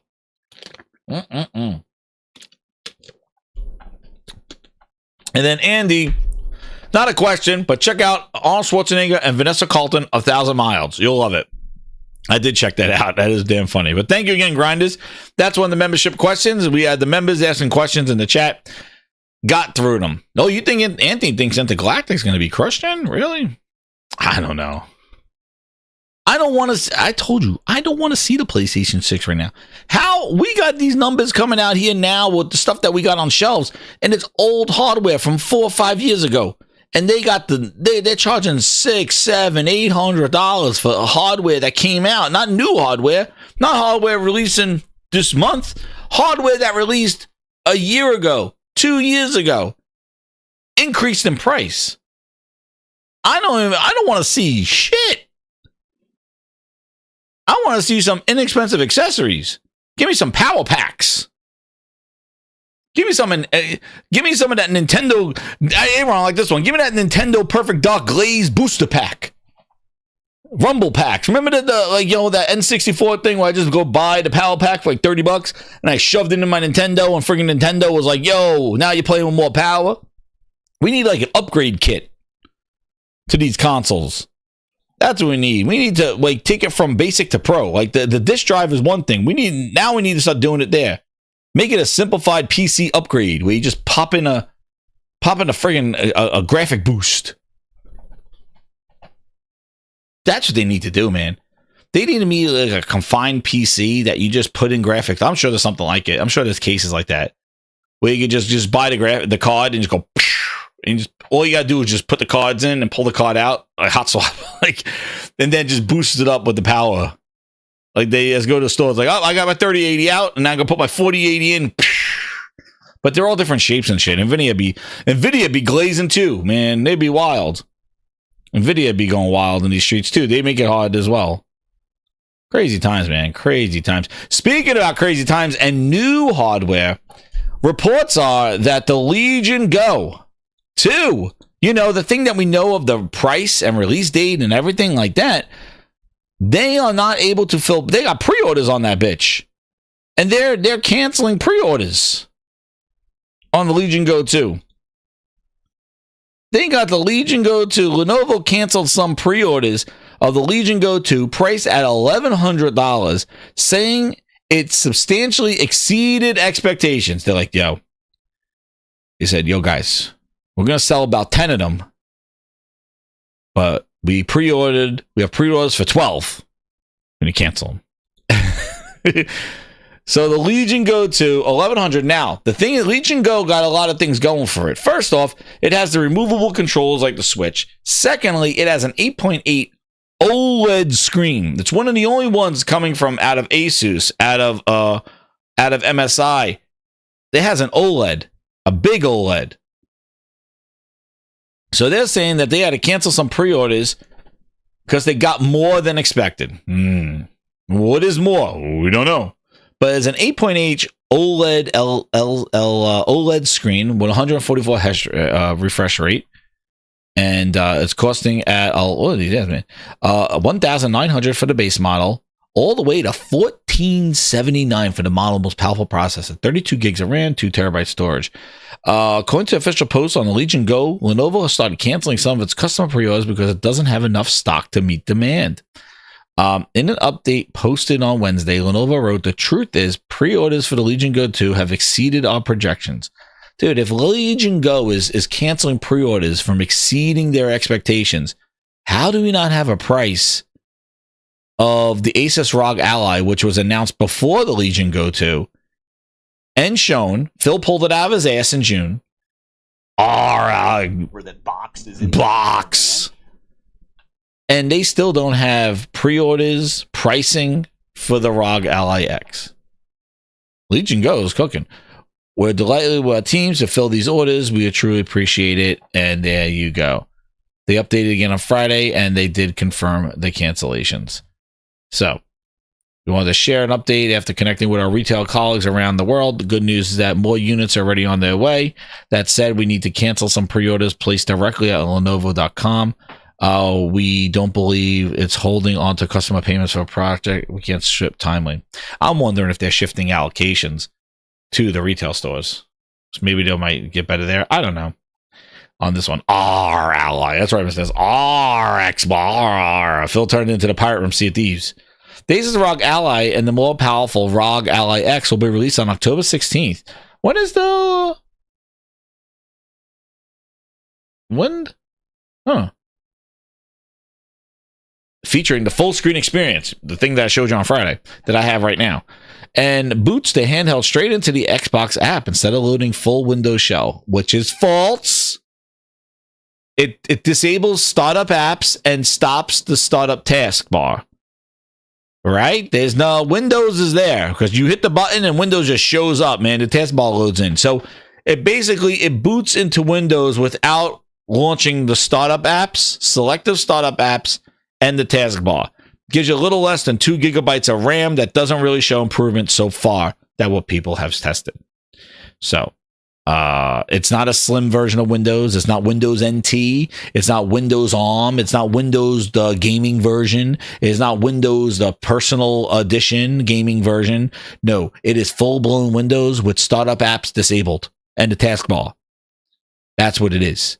And once you go into Windows, which is a click of a button, it doesn't even boot into the Windows. It just all of a sudden it starts up. I showed it to you on Friday. Now, unless it changes. But this is where the full Windows shell. Dude, full Windows shell is loaded. They just disabled startup apps. You could do the same thing manually. But then when you go into Windows, it just pops up. Like, it's there all the time. It's like, and it has to be. Because when you boot up Steam, if the full Windows shell didn't boot up, then Steam wouldn't work. Epic Store wouldn't boot up. Those are PC apps. Those apps have to run in a full Windows environment, not in an Xbox game Windows environment. This is where I mean, like, these guys, like, dude, make it make sense. Steam, you boot up Steam from the Xbox full screen experience. Steam needs Windows. It's not, oh yeah, we're just going to launch in like this bootleg version of Phil Spencer's edition of Windows. No, Steam has to boot up. And what's so disorienting is when you switch from Xbox full screen to the Windows, and I've been doing it over the weekend. Yo, it's like starting up your computer. You got pop-ups galore, dude. You're like, what the hell? It is like you went to a web page that had a bunch of ads. Your whole computer just starts opening up apps and opening up stuff and canceling things. All the startup apps activated. It is so disorienting. It's like, yo, let me clear out this horse shit just because I entered into the desktop environment to download a game from Steam because it's not showing up on my app, or a game like an emulators or games like PSX Play, a streaming application that you cannot add applications to the full screen experience. So you need to go into Windows. Man, as soon as you go into the Windows, it is like Virus City, man. It just boots up all the apps. It's like NVIDIA Shield, blah, blah, blah, blah, blah, blah. I'm like, oh, shit. Just want to get to it. And then if you go back to full screen, you got to reboot in order to get those benefits again. It's wild. It is wild. And this is Xbox, Microsoft fighting against Microsoft, Windows. This is them fighting with themselves. It shows how incompetent and disoriented the both of them are working together. It's insane. I showed it to you live on Friday. Check out the video. Dog shit. That's right. That's right, Joe. And they're not exclusive to the systems. And it says it's going to be on the Legion Go September 2. Dude, I got it on the MSI call on Friday. So there's your part there. So, still no pre-orders. Hopefully by the end of this week. Yes, hit that like button. Definitely. Thank you, Game of Cholo. I don't even know what we're at right now, the likes. Let me see if we're cooking with oil tonight. Let's see. Guys, we are at 100 likes on Friday. Oh, man, I hear myself. Oh, shit. Oh, it's 73 likes. 24 more likes. 25 more likes. Let's cook. Let's go. Let's go. And you got 4 more chats to get a new song, man. You're already getting me get a stream. We're already going to be streaming. So I got that one. Oh, shit. Did I add these to... Yeah, I got them. All right, guys. I just want to make sure. I got to keep the scoreboard going, man. Top fans. We got Easy Tone, the Coughless, Mr. B in the house on there. So let's go to the ROG. Yeah, right into the ROG. No price, no news right there. So, but the thing is, Ron, it's like Xbox, Microsoft has a perfect controller-friendly, feature-rich user interface. And it's sitting on a Windows kernel. So it's even on a Windows, it has Windows running in the background. A type of Windows. And it is sitting there on the Xbox console, controller-friendly, boot-up-friendly, swiping in, hit your Xbox button, feature-rich, find your friends, jump between games, uses resources where you could have 5 games running and quick resume them and keeps them in a state where over there, beautiful, from the comfort of your couch. And they are here playing around with PC, Xbox, stupid Windows Store app. Like, why are you recreating the wheel? It's right there. Get that on PC and have it incorporate Steam. That's all people want. That's all people want. Just like when you saw Microsoft was talking about stream from your console years before the PS Portal. Even though you can use the PSP and stream from a PlayStation, Microsoft had a whole runway when they were trying to get people to play games on PC with Xbox Play Anyway. At 2017, it was like, yo, play your Xbox game, stream to your PC. And look at the Portal. Remember, how long was Microsoft talking about strap-ons to the phones? Play your games on the go. And the Portal just worked because it was just a PlayStation in your hands and a PlayStation controller. Familiar. Well, how are you going to take these Xbox guys that have been on console, having all those features in their controller, and trying to wrap around just wrap around some stupid PC interface with their janky ass Xbox app that they decided to fix a couple of years ago and added compact mode last year? Like, meanwhile, that operating system is sitting right there on your console, and it is everything that you want to be on a PC boot up. Just give access to the other storefronts. People were saying dual boot, all this other stuff. Yeah, right. But no, they chose to say play, and then you can't even play your games from there. Stream them. And the ROG Ally that's supposed to feature this whole thing, it's already running on every handheld right now in Windows developer mode. You just boot up Windows preview mode, and you got it. Done. If you got it updated registry, you're done. Like, that's it. But it's crazy. And they'll say it's not coming to next year. You know why? Because it's not ready for prime time. And they're going to use this $1,000 device in the ROG Ally Xbox to beta test this thing, to hear the feedback, to find out what they need to do. And then they'll add it in a Windows update. And that's another funny thing. They call it a Windows shell, a full Windows shell. Dude, without the... It's still... And that's what? It doesn't disable Xbox it doesn't disable Windows updates because you need Windows updates. That's how you get your features. All your features now are tied to Windows updates because it's still running full-blown Windows. And that's it. And that's why I say everybody's like, oh, they want everybody to go to PC. It's difficult because it's not the same experience. It would have been easier if they would have took the operating system and the experience from Xbox console and put it on PC, but that's not what they're doing. And I showed you exactly on Friday. It's just like moving a cursor around the next a Windows app.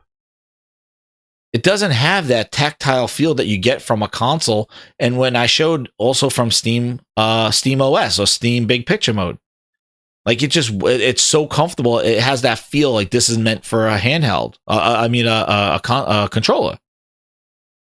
But that Windows app, that Xbox app with the controller, that it feels like you're just moving a cursor around. And I showed you, I showed on Friday how like if they have a little X in the corner, you got in order to get to somewhere else, you got to highlight on that X and then go. So it's like 2 clicks. So if you want to go from the search bar to the home screen, you got to go 2 clicks off the search bar to the X for some reason because it's there. And then to the thing, it's like navigating a website with a controller. You got to highlight every hyperlink to get where you want to go. And that's exactly how the full screen experience is. You got to highlight every selectable item to get where you want. And dude, that's messed up. That's right. Mango says he does most of his emulation on the Retroid Pocket. That shit's awesome. The Retroid Pocket 5 is awesome. I get like 5 hours of Dolphin GameCube games on there. On my Steam Deck, I get less than 2. Yeah. And what's good is because the Retroid Pocket is running off of Android, which is it's an ARM-based system, which is eventually where Microsoft wants to go, with Windows on ARM. But the problem is compatibility. And then it uses emulation that takes away performance. So like playing Steam games, I've done this. I tried because I bought it. I thought I was going to keep it. I tried a Windows on ARM, the Pro Art. It's basically like the Asus version of the Surface, and slick looking, really cool. Windows on ARM.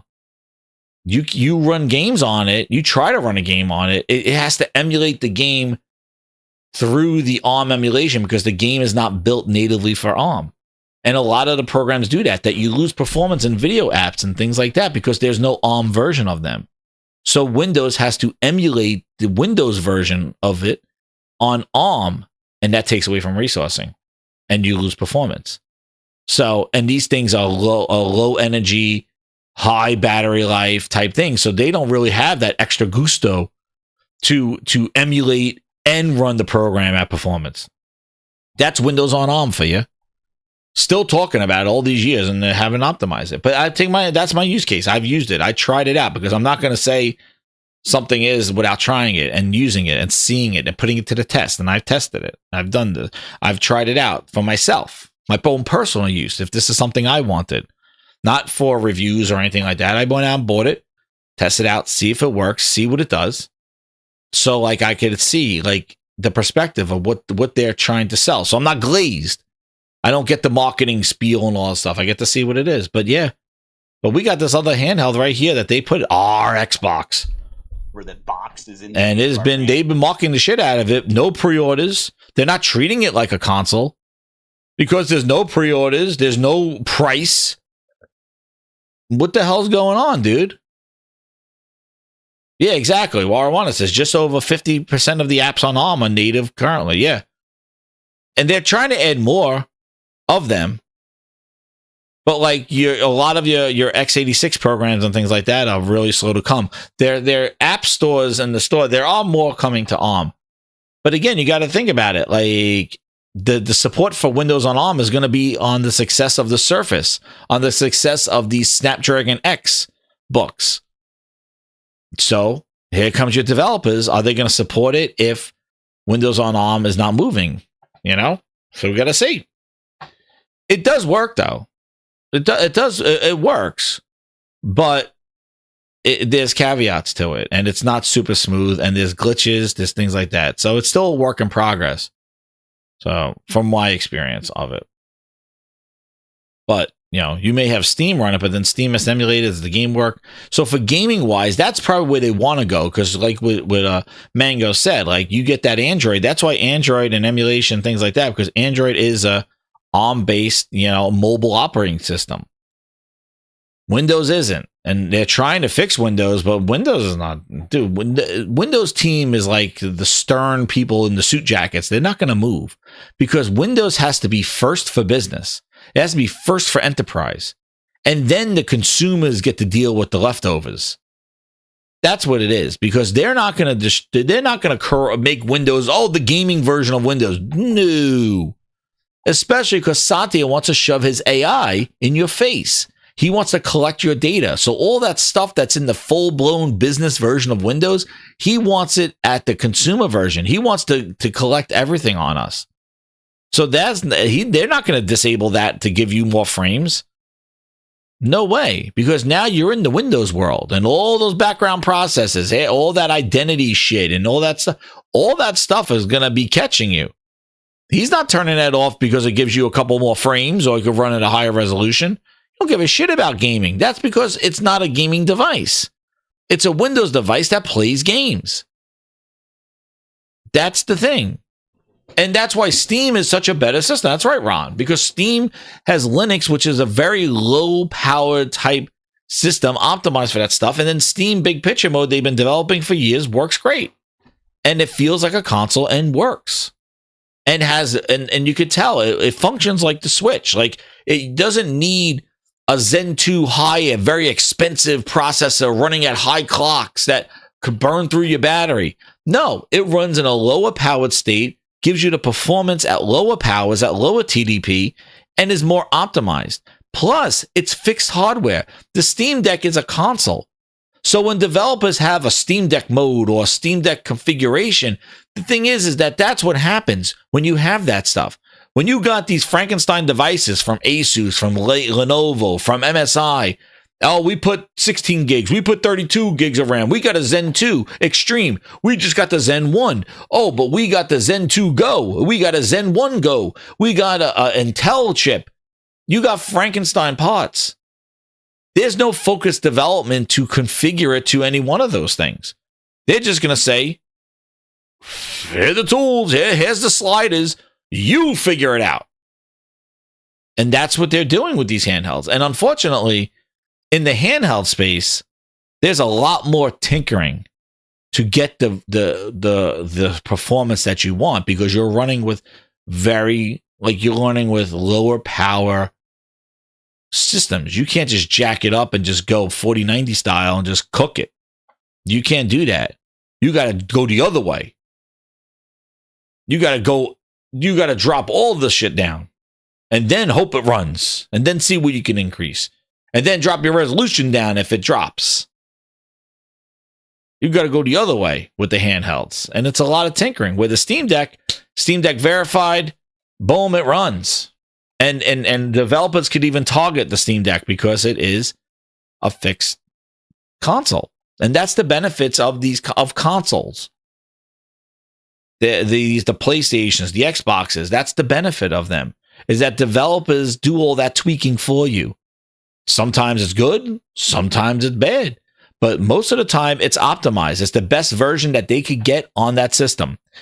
Recently, we've seen some ass versions of that. Thank you, Randy Pitchford, and Unreal Engine 5. But most of the time, focused development on fixed hardware, they could fine-tune the game and optimize it. Plus, those systems are meant to play games. They're not meant to run Excel spreadsheets. It's not meant to run Office. It's not meant to run all these configurations.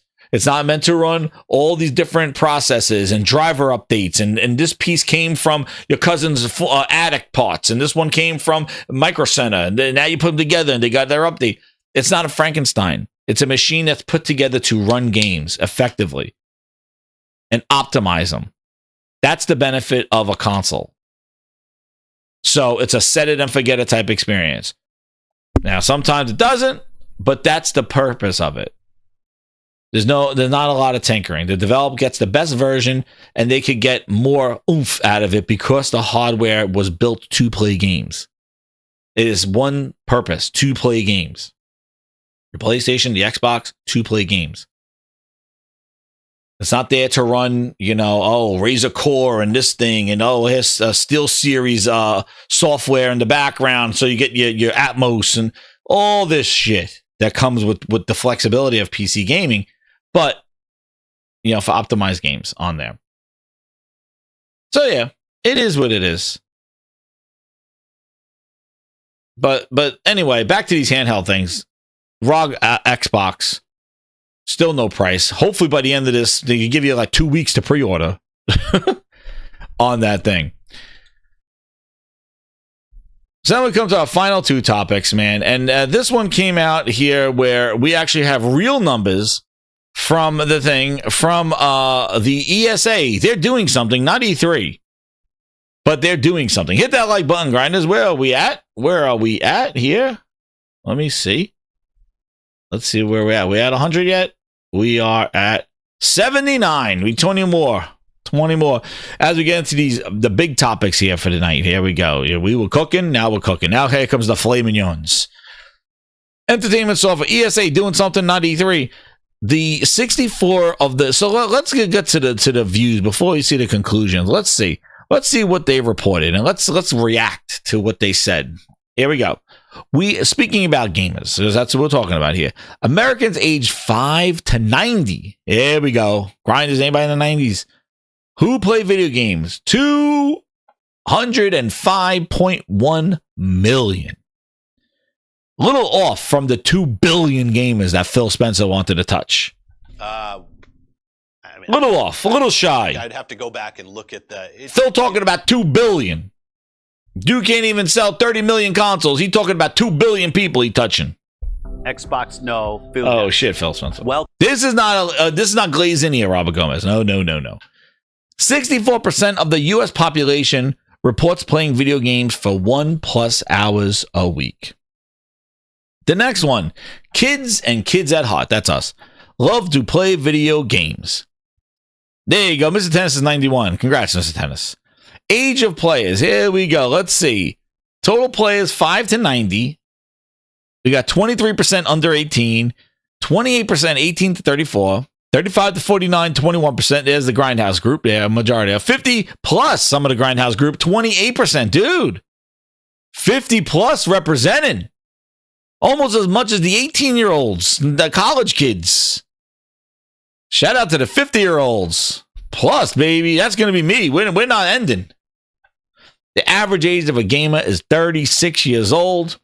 On average, players have been playing for 18 years. Percentage of Americans who play video games an hour per week. Here we go. The kids are 84% because they got more time, and the adults are 60%. We got Gen Alpha. That's right. There you go, Ron M62. Shout out to you, man. You represented 28%. There you go. Gen Alpha, that's ages 5 to 12, are at 83%. 13 to 28, Gen Z, 78%. Millennials, 29 to 44. There we go. Gen X, 52%.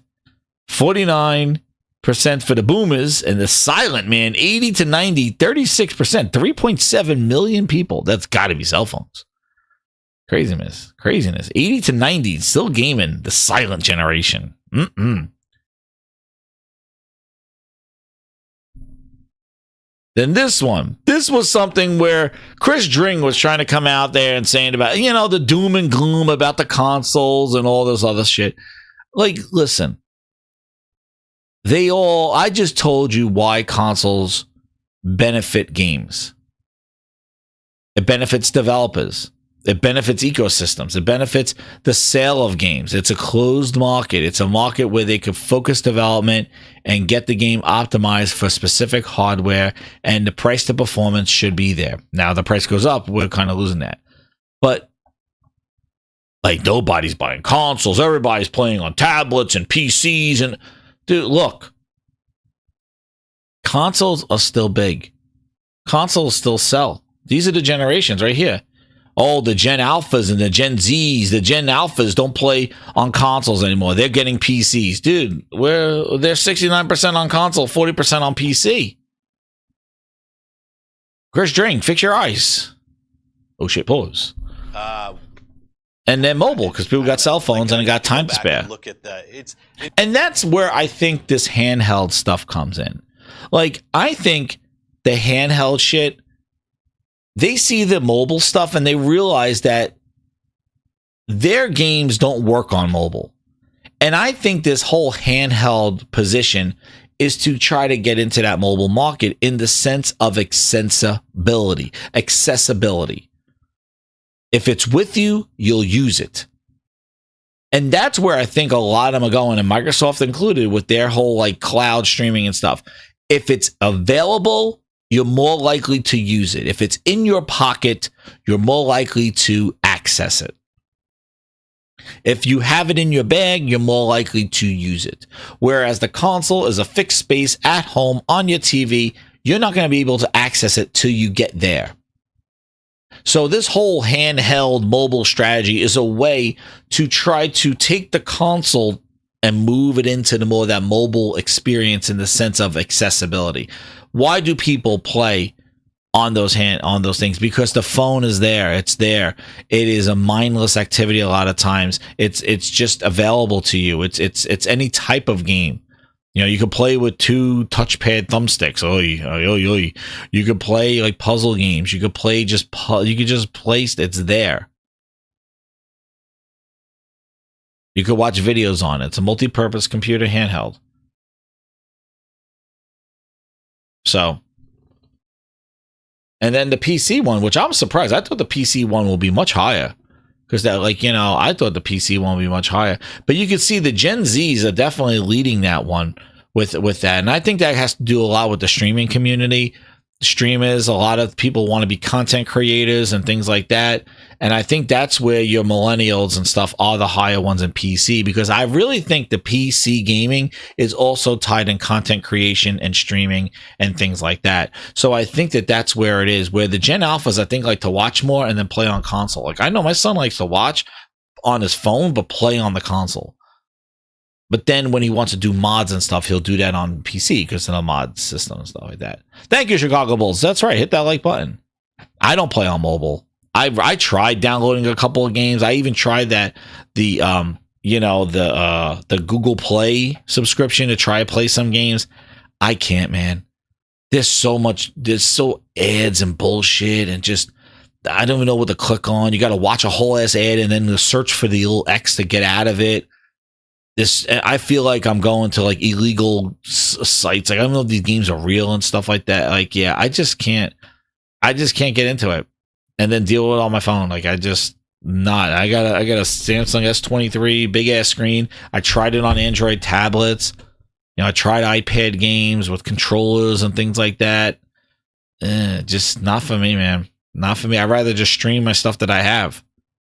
So I just can't get into mobile gaming. I have some friends, dude, that like they play those war games and shit, and they're like on it all day long. I can imagine dude. They're just sitting there, just like holding this little ass fucking 7-inch screen up to their face and just like clicking and like tapping on the screen. I'm like, holy crap, dude! Like, they're just oblivious to everything around them, and they're like, oh man, like, and the phone's like vibrating. It's like, oh, I got my refresh. Oh, the drop just came in. Yo, you imagine that shit? Like, that's the thing. Like, you get notifications and stuff, and it's just like, yo, your game is ready. Oh, you just got a new drop. Jump in now. Yo, it is like. Yo, it is like commercials. Like, it is in your face, vibrating, making bleep bleep bleep, making noises and shit, ads, and oh my god, like, it is pretty wild.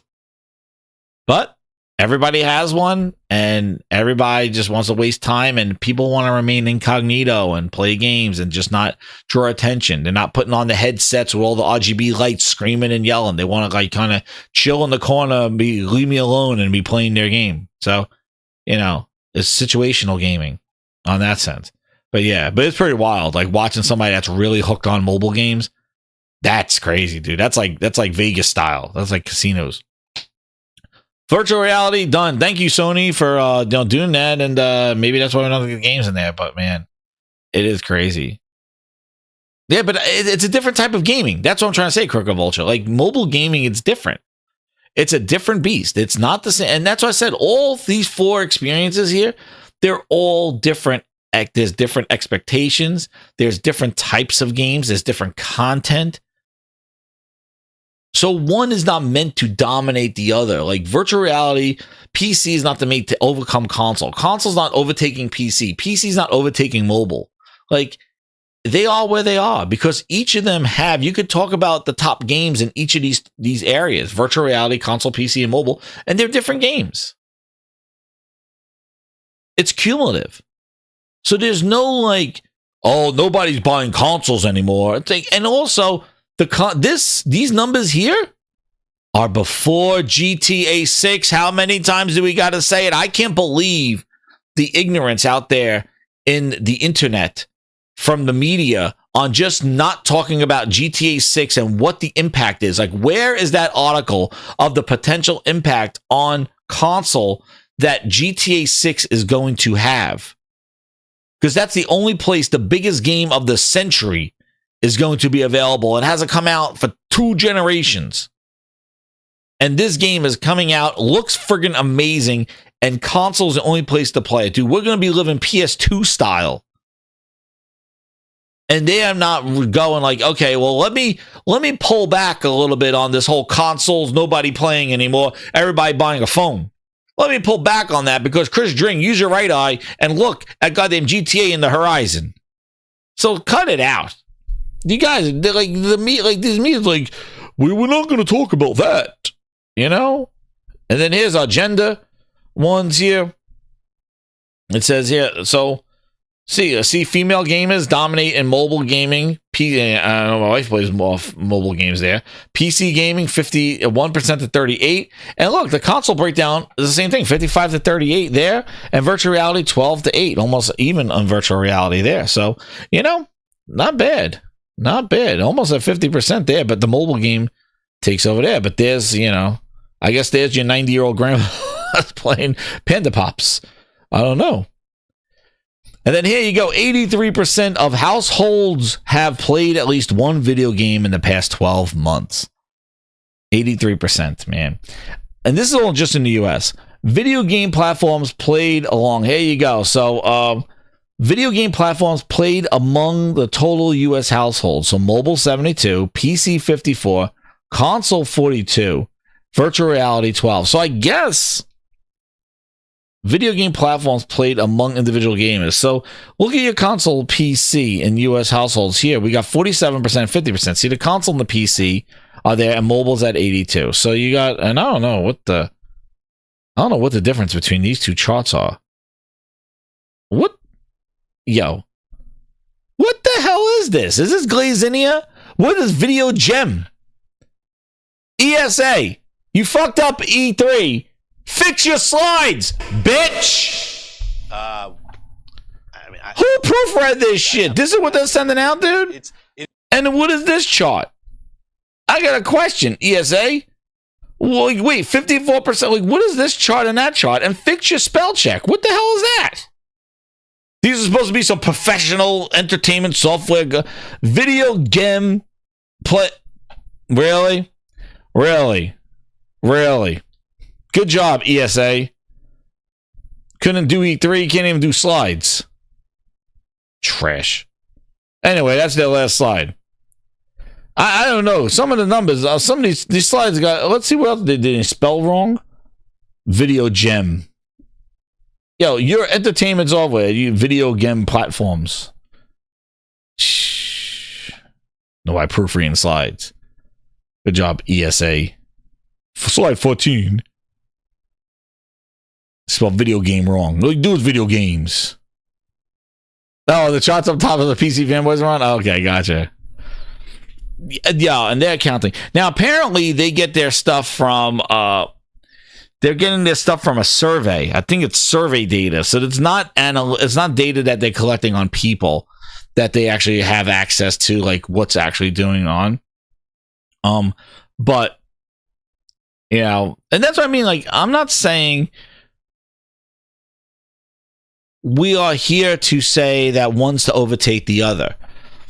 But I do think there's definitely, Microsoft has made a push. And like I was saying from Chris Dring's stuff, you know, there were three, when you look at consoles, there are three participants. There's Nintendo, there's Sony, and there's Microsoft.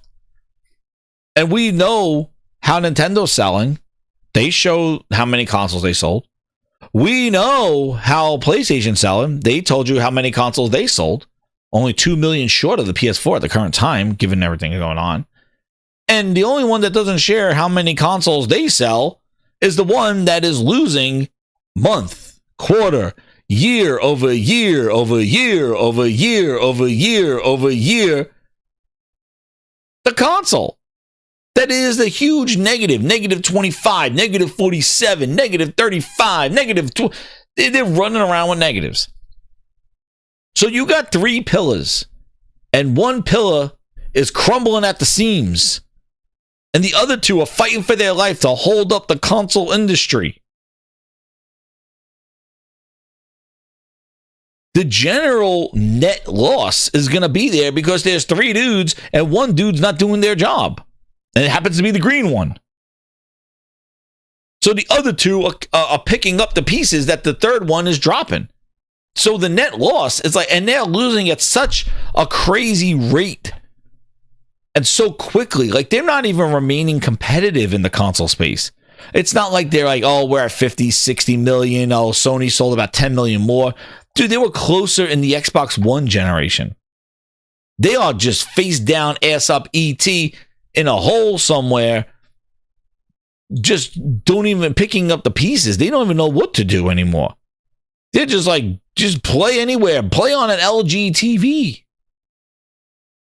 Dude, they're done. They're cooked. Xbox says make some room. And then the price increase. It's coming. It's here.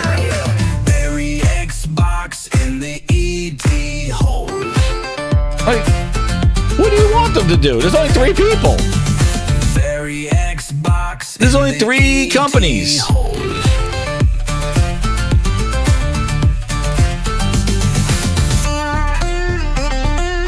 And one's not doing their job. So, speaking about not doing their job, increase the prices. So wait, we got to go into our resident Xbox news guru. Calling our Xbox news guru. Where are you? Calling our Xbox news guru, non-biased, real deal, dream job leaver, Dusty Ben. Get in here, Dusty Ben. Give us the facts. Of recouping anything there. You know what? If somebody asked me right now, just thinking this out for a second, if a friend came to me, just a random person, and they said, should I get the Xbox Digital, which is $600, or should I get a base PlayStation 5 Pro? I honestly would tell them to get the PlayStation 5. I think the Xbox console prices are ridiculous.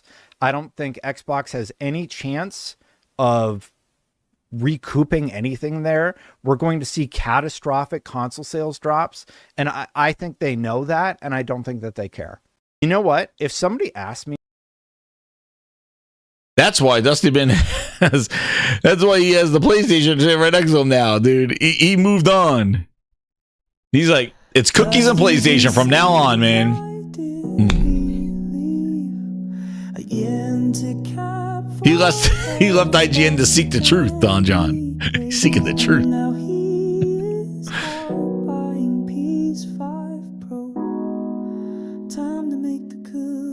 I tell him to buy a PS5 just like I did.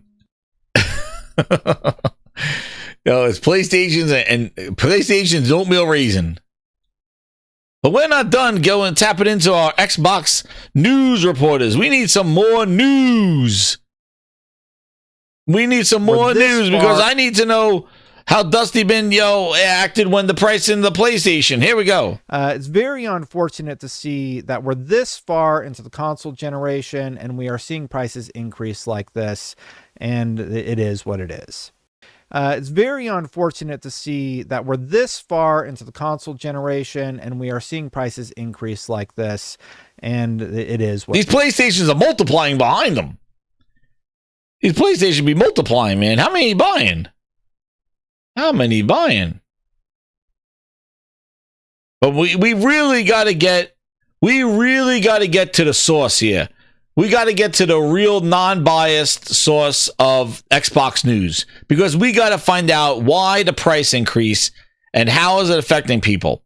We gonna need to know. Like I said, I have no clue what that May price increase was, but we have here on the field our field Xbox reporter, Bootleg Jez, in the house. Bootleg, get in there. Xbox field reporter Bootleg Jez in May 12th, 2025, when we had that mysterious May 1st price increase. Bootleg said, let's see if Microsoft changes course on Xbox price increase, because the US and China have agreed to pause several tariffs for 90 days. That was in May. Well, zoinks! Breaking news. like zoinks. Tariffs bite Xbox fans once again as Microsoft raises the price of all Xbox consoles in the US. Hopium, copium, facts.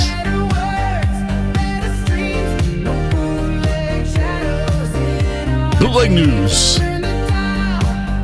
TM Bootleg.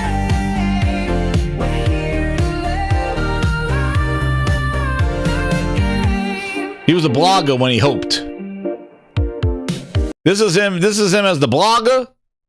This is the blogger, and this is the reporter, the journalist, the blogger. That's what I mean. The tariffs, dude. He said it was tariffs in May, and then he's like, the tariffs strike again. It's like, wait a second. What was May? And this is the problem that I had. The May 1st one was assumed to be tariffs by the Xbox field reporters. Assumed. They never said it.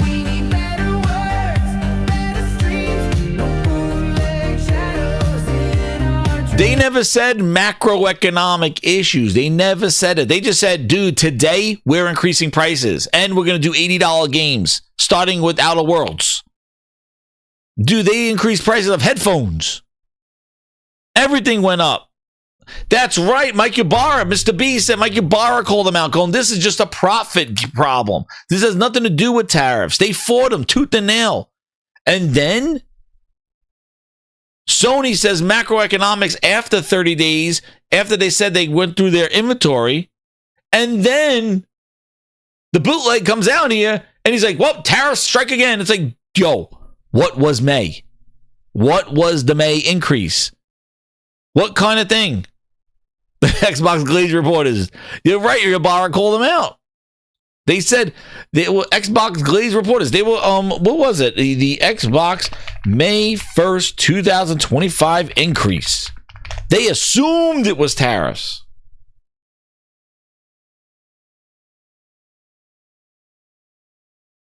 Was this it? See, I'm trying to keep going back to the first one. They replaced it with the new one. Wait, that was 3 days ago. Because the difference with that May one was like, hey, today is the day it's increasing. This one, they're at least giving you a week to October. But they couldn't build up stock. That's right. That's right, Rob Gomez. Like, Sony came out and said, we're building stock, and we have about 3-month leeway before the tariffs may affect us. And then that's when 3 months later, when they increased the price last month. Macroeconomic conditions. Microsoft already increased their price on May 1st, that same day. And it's a profit problem. Same day. I want to find the post because they keep talking about the new one. And I want to find there it is. Is this the one? There you go. Windows Central. Get in there, bootleg. This was the one on May 1st, the price increase. US. Look, they increased prices on the controller. the Elite controller went up. The Elite Series 2 went up. The Xbox stereo headset went up. The wireless headset went up. They increased the prices of everything that day. There was no runway. There was no like, hey, let's do it in a few weeks, give you a chance to buy it. It's like, no, today. You missed it, or you're reading this, you're late. GameStop pulled it from the store shelves for trade-ins. And see, they tried throwing in the tariffs and this, blah, blah, blah, blah, blah. They're trying to throw, and PlayStation, and look, they tried to throw PlayStation in there. And then when PlayStation increased their price, Microsoft said we weren't doing it. And the Xbox Game Pass are not going up. But why are you not linking? Why are they not linking to the actual Xbox post? Because that's what I want to see. Dude, these things. Here, this is what they did in May. Here it is. Let me see if they took it down. No, they should. Yeah, see, they replaced it. See, this is a bullshit. See what I mean? This is where, and I know somebody knows how to do it. But like, this is the crap. Like, look. So like, see what I mean? This is what they increased in May. Because everybody keeps talking about the now. It's like, dude, in May, they went from $379 to $299. They went from $299 to $379. They went, that series, that terabyte one, the 2 terabyte strip of glitter, was $600 and went to $729. Now it's at $799. But it wasn't just the consoles that affected now. In May, they have their controllers, the wireless headset.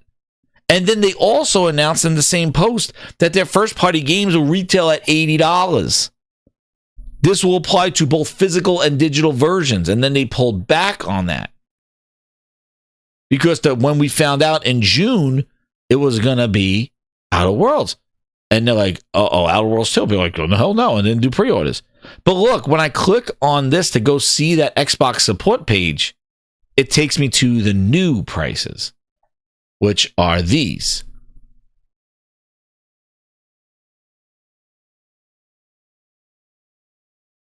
Which is this one? Because it says console pricing updates announced on September 19th, beginning on October 3rd. And then they tell you here in the sentence here, looking ahead, we continue to focus on offering more ways to play more games on any screen. They're basically saying, don't even buy the Xbox. They're like, dude, we're increasing prices, but shit. Like, they're telling you, like, look at this. If that's not telling you, that answers some of the questions that people wrote. Like, dude, like what they're saying. Looking ahead, we continue to focus on offering more ways to play more games across any screen. On the post of increasing the price of the console. They want you gone. They want you out. Where the box is in the name of our brand. They want box out of your mouth. They want you on cloud devices. They're telling you to go play somewhere else in their price increase. Not saying, hey, unfortunately, but Xbox still remains the best place to play our games, our services. But no, they don't even put out that spiel. They go, looking ahead, we're putting our stuff on other places. So check it out over there if you don't like this. Who puts that in their price increase announcement? More ways to play, so you don't have to play out here. True Virgil, you accept this with your new membership?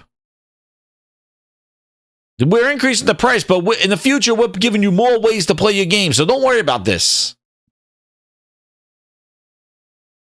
They're not saying, well, Xbox still remains the best place to play. Unfortunately, due to circumstances, the prices have increased here, but still, we're still confident in the product. It's still an Xbox. It plays great games. The best ecosystem, best accessories, best all-in-one system, feature-rich. Like, do a little plug. They're like, no, in the future, we still continue putting shit elsewhere. Don't even worry about this price increase. For old-ass hardware, that's from 2020. They didn't even come up. And that's the other crazy thing. These dudes got the cojones to increase the price of the Series X. There was no revision. PlayStation did a PlayStation 5 big one launch, and then they came out with the Slim. There was no Xbox Slim. These Xboxes were the same boxes that were there in 2020. That Xbox Series X and Series S that's out at $400 went up a whole $100 in price, almost $75 in price. It's the same OG hardware. There's no redesign. They didn't make it slim. They didn't add like modular disk drive to it. They didn't do GOTS. That stripper glitter one went up $200. It was $599 Aaron Greenberg stripper glitter at launch, 2 terabyte edition, True Virtual Edition, ball licking. Now it is $800. $800. That's why I said they went from. If you look, we're gonna do a side by side grindhouse here. Here, look at this. This is what I mean. You look at a side by side grindhouse that may increase, dude. The Series S. This is what I was saying. The Series S512 in April of this year was $299. The Series S now on October 3rd, May, June, July, August, 6 months later is now a whopping $100 more to $400. They increased the price $100 on Booster OG 512 edition. The Series X 2 terabyte Aaron Greenberg stripper edition with the glitters included. It was $600, $599 in April of this year. It went up to $729, $130, and they said, we ain't done yet. Let's round it up to $800. They went up $200 for Aaron Greenberg stripper glitter. Dude, this is not this is huge. The Series X was $500. The 2020 edition from 2020, $500. It went up on May 1st out of the blue. You woke up May 1st, it was $600. You rubbed your eyes Spider-Man style, and then you looked out. It was May 1st, you were already $100 in the hole. You woke up, it was like May 1st, it's a new day. It's like, yep, and it's $100 more. You missed it. $600. They went $500 to $600 because you woke up on May 1st. No warning, no runway, nothing. Now, they're glazing you a little bit and going, guys, we're going to increase it by $50. We'll give you a week. It has gone from $500 to $650.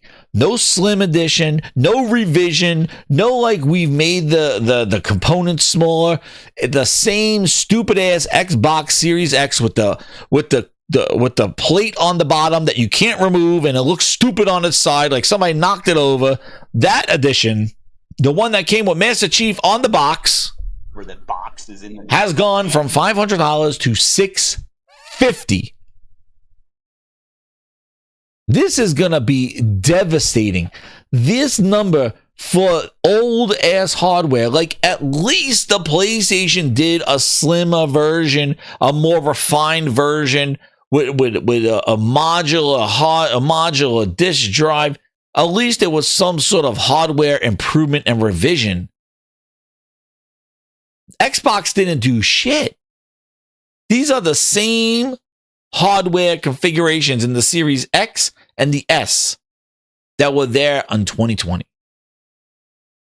No slim model, no version 2, nothing. The same Xbox with the plate on the bottom. If you put it on its side, it looks like somebody kicked it over because the plate just stays there on the side. You can't remove it. And they already have been losing sales every quarter, minus 30, minus 12. I don't know how low you go, Mod. I don't know. It's gotta be like, and this is happening before the holidays. It is craziness. Craziness in the house. Magnus says, I'm curious how they will handle the PlayStation handheld with your current library. What about physical games? Well, I talked about a low power mode on Friday. I don't know if that's something to prepare to run these games on lower powered hardware, because I don't know why you would want to do it on your console. But people are thinking that games supporting this low powered state mode are preparation for a PlayStation handheld. And if you could take your PlayStation games on the go natively, that's basically what anybody wanted with the Xbox. And they're not offering that. They're saying stream your games. You're just going to do a portal on a $1,000 device that has ability to play these games natively, because we decided to not build the Windows version of these games and do a proper emulation of something. You could stream them. But I don't know, man. And my thing is like, is PlayStation going to do it? Maybe. I don't know. But I can't see people getting excited about new hardware from anybody. And my thing is that GTA 6, like I mentioned, is going to have a huge impact. But man, if these consoles are sitting at these prices when GTA launches, and if PlayStation does the same thing, I don't know. I don't know if it. I don't know what's going to happen, man. Maybe things change. I don't know. You know, maybe people just say, who cares? Buy it because GTA 6, dude, it's that powerful. I don't know. But all I know is that it's crazy. And I don't feel that they're going to drop the price at either one of them. Oh, GTA 6 is coming out in May. Okay, well, the tariffs are done. Bring everything back down. Xbox is going to say, oh, yeah, that 2 terabyte. Oh, bring it back down $200. Shit. Do you think these prices are coming down? Oh, GTA is coming out. All right, everybody, go back to the normal price. Oh, that's Series S. Yeah, that's going to be $299 again, everybody. We're back.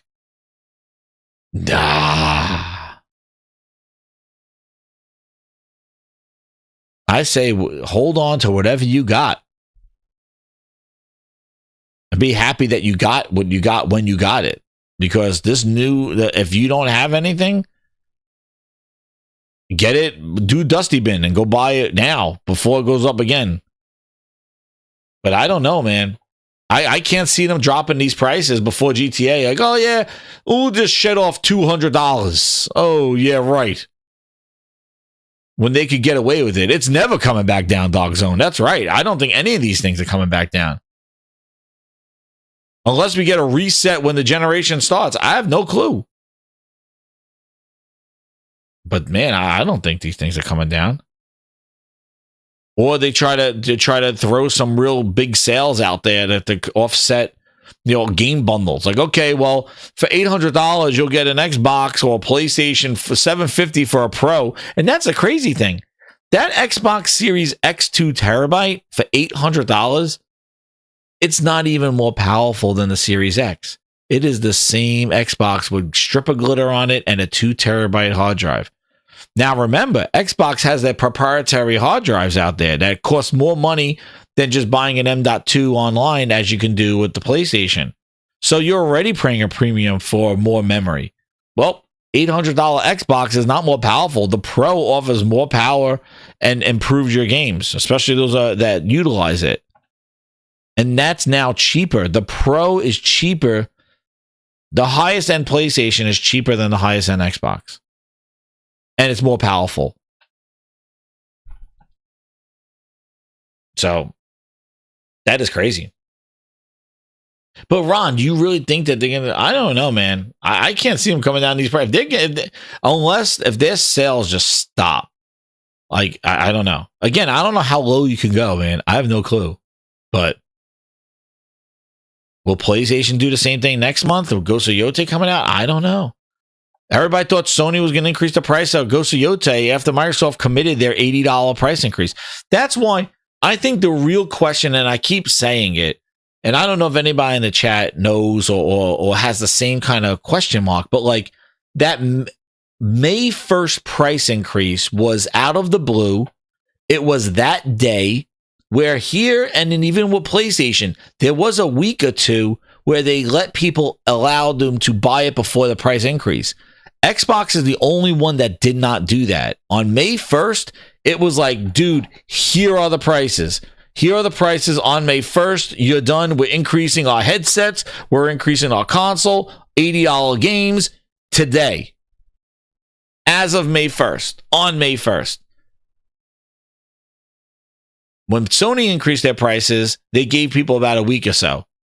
Well, are things low? We're going to be increasing the price. And then on Xbox now doing it, we're increasing the price on October 3rd, giving you some time to buy it. This May 1st one, the suggested recommended retail pricing, and like a lot of people called it out. Ybarra called it out. It was like, this is just greed. This is just Microsoft just trying to get more money. Because they even threw their games in there. They're like $80 games too. It's like, whoa, is that tariffs too? What's going on? They're like, no, $80 games. And it was happened to be when Nintendo announced their $80 Mario Kart that Microsoft thought they could jump on. But there was no runway. There was no like, hey guys, give you a week. It was like, today, you're done. So I still question what that May 1st one is. That I think it was more of a profit grab. It was something there. Like they anticipated the tariff stuff. I don't know. And that's why I'm impatient. When people said they were raising the price, they weren't using it because of tariffs. They raised the price because they're losing money and nobody's buying it. Nobody's buying their hardware. So they needed to make more money on when they sold it. You know, hey, we have a $600 terabyte, 2 terabyte stripper glitter out there. Well, our margins are so low on these friggin' things because we're not moving enough Xboxes. So what do? Take more money from the sale. Increase the price.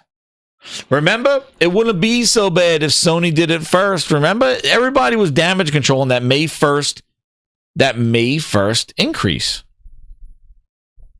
Right? Where's the Scooby-Doo podcast? Where's the Scooby-Doo podcast? Wait, where's my Scooby-Doo? Remember? Feel a lot better if Sony had done this first. If Sony had raised their prices first, it wouldn't feel so bad.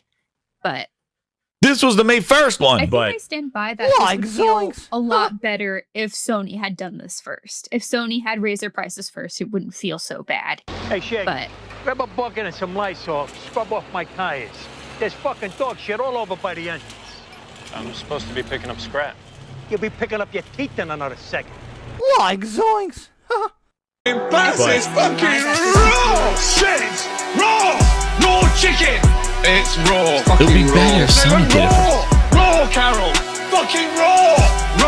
Fuck off. And by the way, it's and raw. yet again, the deflection, the ignorance, the whole, if Sony did it, it would be better. But nobody's sitting here going, wait a second. I remember dressing up in a full-ass suit doing a podcast, and Phil Spencer was dressed up because Microsoft spent $80 goddamn billion. They spent all the money in the world, and now they want it back. And you not give it to them because they don't sell good shit for you to buy. Where do you think they're getting their money back? $80 billion. We needed $80 billion. Gotta make a splash. I think I stand by that this would feel a lot better if Sony had done this first. Sony didn't spend $80 billion. Another one. You begged them. You begged them to spend $80 billion. Oh, they got all the money in the world. Just spend it. Why is everybody telling them to not spend it? Spend it. Woo! Just to keep everything everywhere. And now, oh, the price went up of Game Pass last year. the price of the consoles are going up again. Why didn't Sony do it first? Because Sony didn't spend 3 years in court begging people to spend $80 billion. Like, my God. Shit, you get your girls, man. That podcast going wild out there.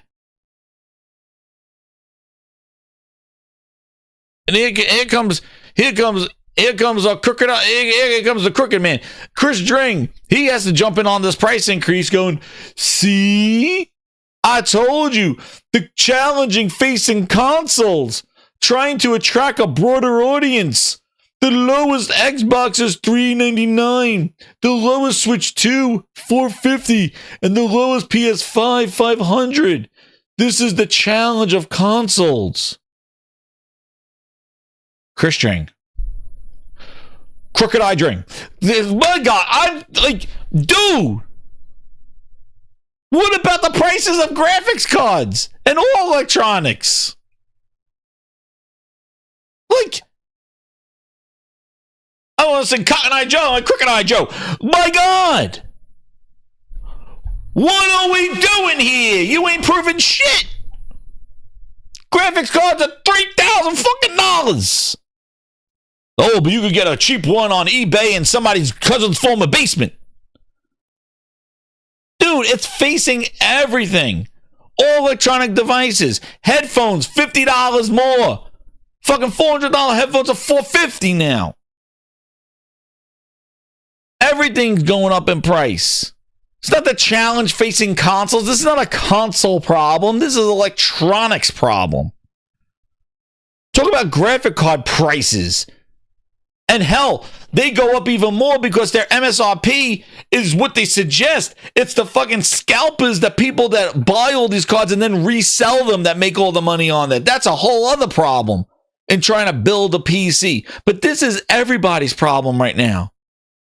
I don't know how you going like, see, this is what I meant, that people are not buying consoles anymore because it's so expensive.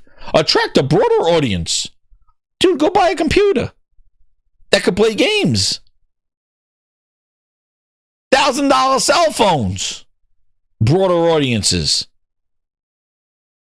But he was trying to double down on the whole, like, see, everybody's going to phones and PCs because the console. Dude, I'm going to agree in the sense that we would be seeing consoles dropping in price so that more people could get on the console ecosystem. This generation, we have not seen that. That is a point. But it underlines the problem that, yes, the consoles are not reducing in price, but nothing really is now. Everything seems to be either holding its price or everything seems to be increasing its price.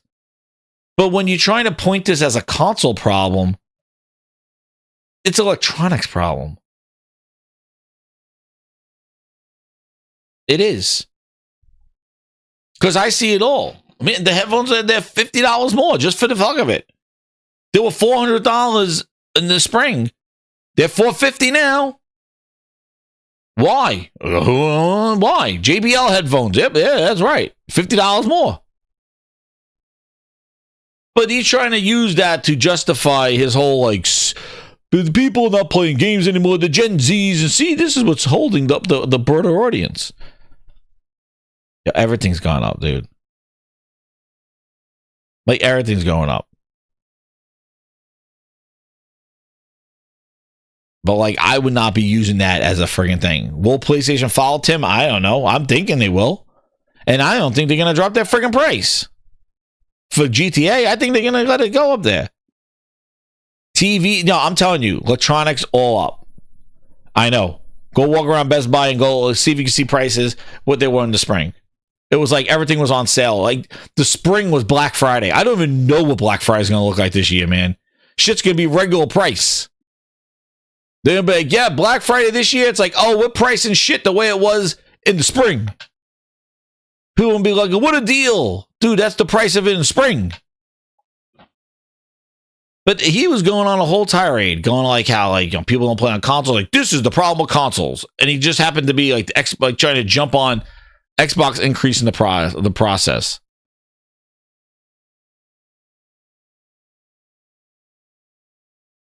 And then so look at this. So like here's the comments to his things. Like Oliver Darko goes, yes, this inflationary environment is unprecedented for console, but let's not forget the Xbox Series S wasn't flying off of shelves at $299 and $249 either. Then he goes, it was the best-selling Xbox for a while. Dude. The best-selling Xbox? That's an oxymoron. The best-selling. When was Xbox best-selling? Oh, man. They're like mushrooms. Feed them shit and keep them in the dark. Oh, my goodness. Like a blind man at an orgy, I was going to have to feel things out. The best Xbox in a while.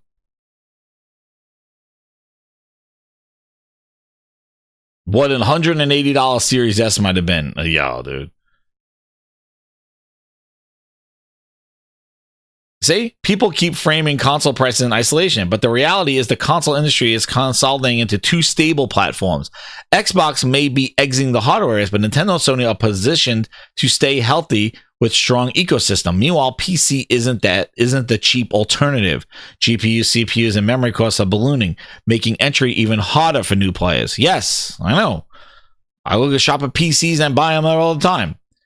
The $399, $600 console range actually looks pretty competitive when you realize you're getting a full plug-and-play gaming device without exploding costs of PC hardware. The focus should be ecosystem strengths, not a race to the bottom. Very, very well said. It's not that there's a cheaper alternative to consoles. Smartphones have very few games. Dude, people lined up for a friggin' iPhone because it was an orange. $1,000. Like, I think people need to focus on more, like, for a gaming industry, I think there's so less, I don't know, Grinders, but I think for the gaming industry, the industry sucks so bad because they don't focus on the games. I feel like in the past, the industry, the media was like helping games like market and talk about games and get people excited for games. Now it's like, yo, game development in trouble, game canceled, the dev left, the cousin's former roommate took the job. Consoles are dying. Dude, Pacta was saying the consoles were dying because of the iPad in 2010. Nobody's going to buy an Xbox One and a PS4 because everybody playing on their iPads.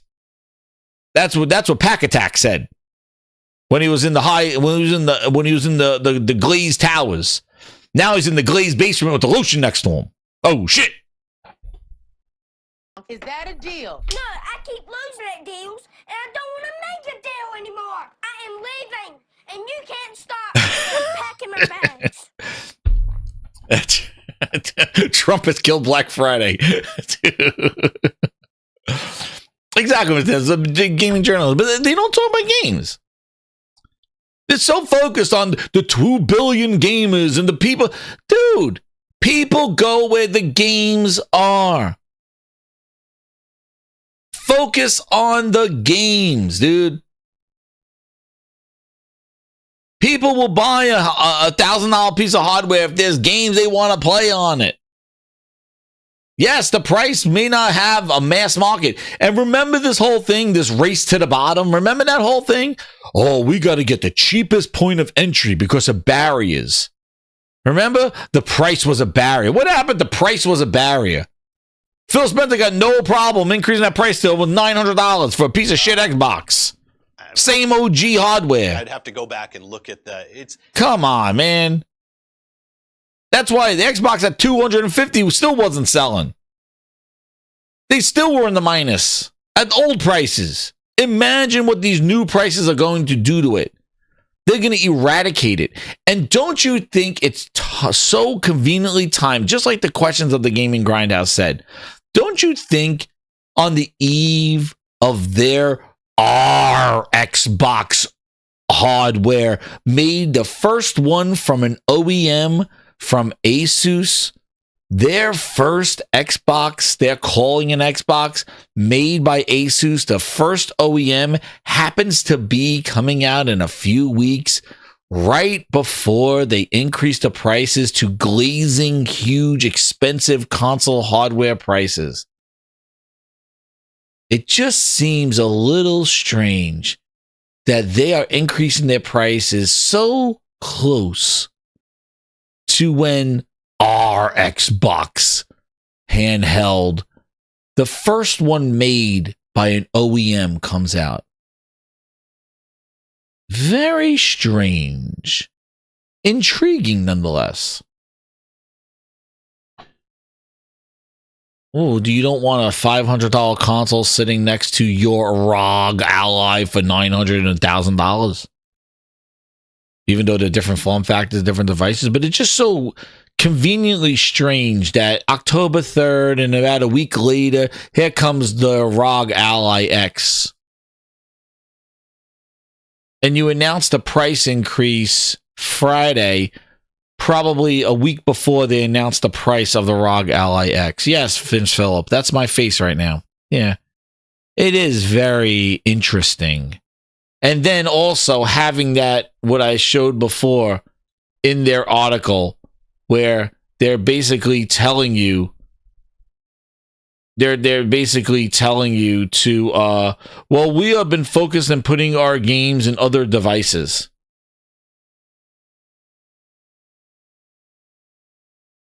And there you go. Switch 2 doesn't have a problem at all. Not sure why you mentioned it. Switch 2 is literally breaking records. Series S didn't find the broader audience at $300 or even lower during Black Friday sales. And here goes Chris String. Didn't it find the broader audience? Maybe not. But I'm not familiar with the demographic. Regardless, I'm referring to the fact that game consoles used to come down to sub $200, even $100 back in the day, and find a broader audience. Back in the day, you want to know what, Chris String? It didn't happen last generation. And you're talking about consoles going down to $100. Are you talking about the PS2? The PS2? Because I don't remember anything last generation coming down to $100. Are we going back to the PS2? Are we going... Is that how far we have to go back now? $100 PS1? Like the OG? And here you go. Ben New Edition roasting his ass. He goes, it's not price, it's about value. Customers find value in the Switch 2 at $450. Like I said, the games, right? They didn't in the Series S, even at $300. I mean, like, yeah, the Series S did not sell Switch 2 numbers. It didn't. People don't, and this is what, and you know what's so funny is that exactly what they were trying to say with the Series S. Like, people were just going to auto buy it because it's the cheapest one. Remember the race to the bottom. The race to the bottom. Oh, Xbox Series S is going to fly over sales just because it's the cheapest one. It's like, dude, the medium versus Spider-Man Miles Morales, Demon Souls, what is it? Friggin' Sackboy Adventures, friggin' all these games, Ratchet and Clank, God of War, Spider-Man 2, all these other games coming out there with the PlayStation, and you're like, oh no, they're just gonna go in because the moms and the dads just don't know what to do, and they're just gonna go buy the cheapest console. It's just gonna auto sell just because it's cheap. No, man. People buy the games. They don't buy, like, yes, price influences it, obviously. But if there are games that people are going to play, like, here you go, GTA 6. These consoles could be sitting at $1,000 when GTA 6 is. It may not sell at a rate that it would have if it was $500, but it's going to sell because people want to play that game. It's about value. It's about what I'm going to get. And the Series S didn't even have Halo. It didn't have nothing. It sat there with the medium running at 30 frames. Oh, but it's cheap. Yeah, for some people that is, but know what's hilarious is that you want to, oh, they're just going to buy it because it's cheap. What do you think they're going to do? They're going to buy a whole bunch of games and subscribe to Game Pass and buy a whole shit ton of games? No, they're probably going to buy that shit, keep it under there and play demos. Like, if they're frugal to buy a console just because it's cheap, they're probably going to be frugal in your store as well. They're not going to also be friggin' like, you know, Richie Rich. You know what? I got this system for $200 because I don't want to spend any more money on gaming. $200 is fine for me, but I'm going to go now spend $1,000 on games right now. You know, I don't think so. I don't think that's the same customer. They're probably looking at demos and free-to-play games. All right? So it's not like this entryway, like you're going to get the golden gamers in here at the door with $200 systems. That customer is probably going to be frugal throughout. Not going to turn into a whale all of a sudden. Oh, you know what? I got $200, but now I'm going to spend $1,000 on. Dude, if they believe gaming is worth $200, they're going to get $200. It's worth the gaming. But there you go. I mean, the GameCube was selling at $100 at some point. It didn't matter. Nintendo understands its audience. And they go, sure, I agree. There wasn't much of on offer in the early years of the cycle. But that's why the later years can be appealing. And I agree in the sense where what he's coming from, that consoles will be traditionally going down, but we really didn't see it drop super much last gen. And with the mid-gen refreshes, they kind of absorbed those prices that were already there and then just dropped $100 or so. Like, we really didn't see that huge drop at the end. It wasn't until the One X was like $300 because it was on clearance.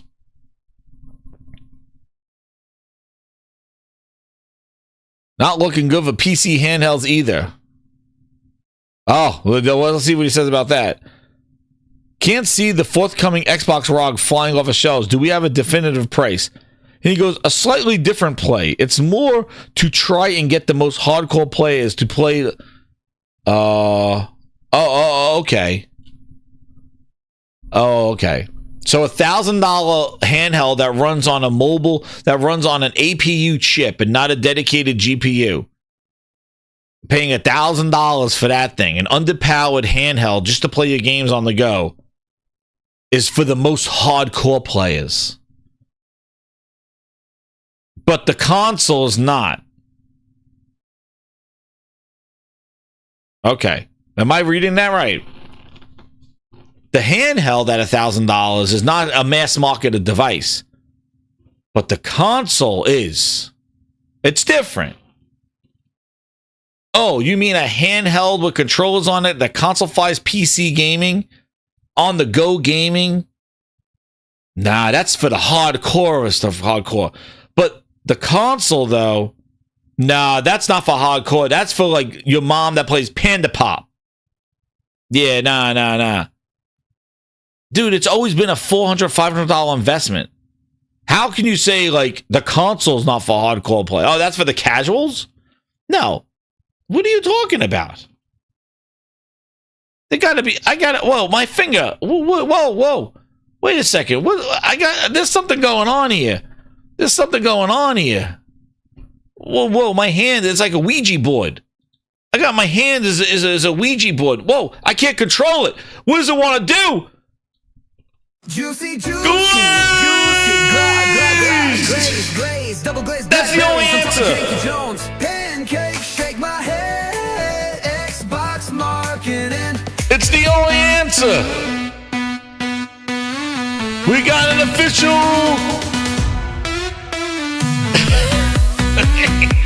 I couldn't control it. My hand was like a Ouija board. It was like the spirits of glazeness. I couldn't control my hand.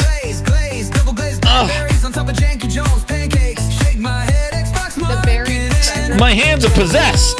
Juicy glazed blackberries, raspberries. Like the spirits of glazeness.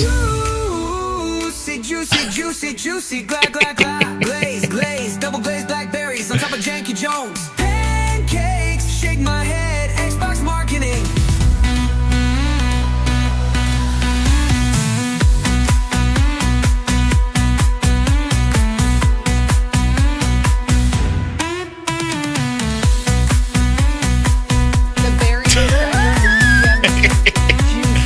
I couldn't control it. I was trying to fight saturate my hand. And it just like a Ouija. It just like, had a click.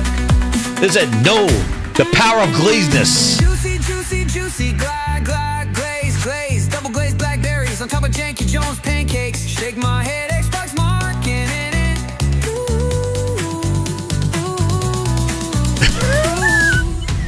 Juicy, juicy, juicy, juicy, juicy, juicy, glide, glide, glide, glaze, glaze, double glazed blackberries on top of Janky Jones.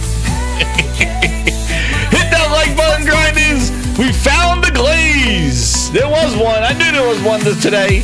There was a glaze. We knew one was coming. The powers of glazeness.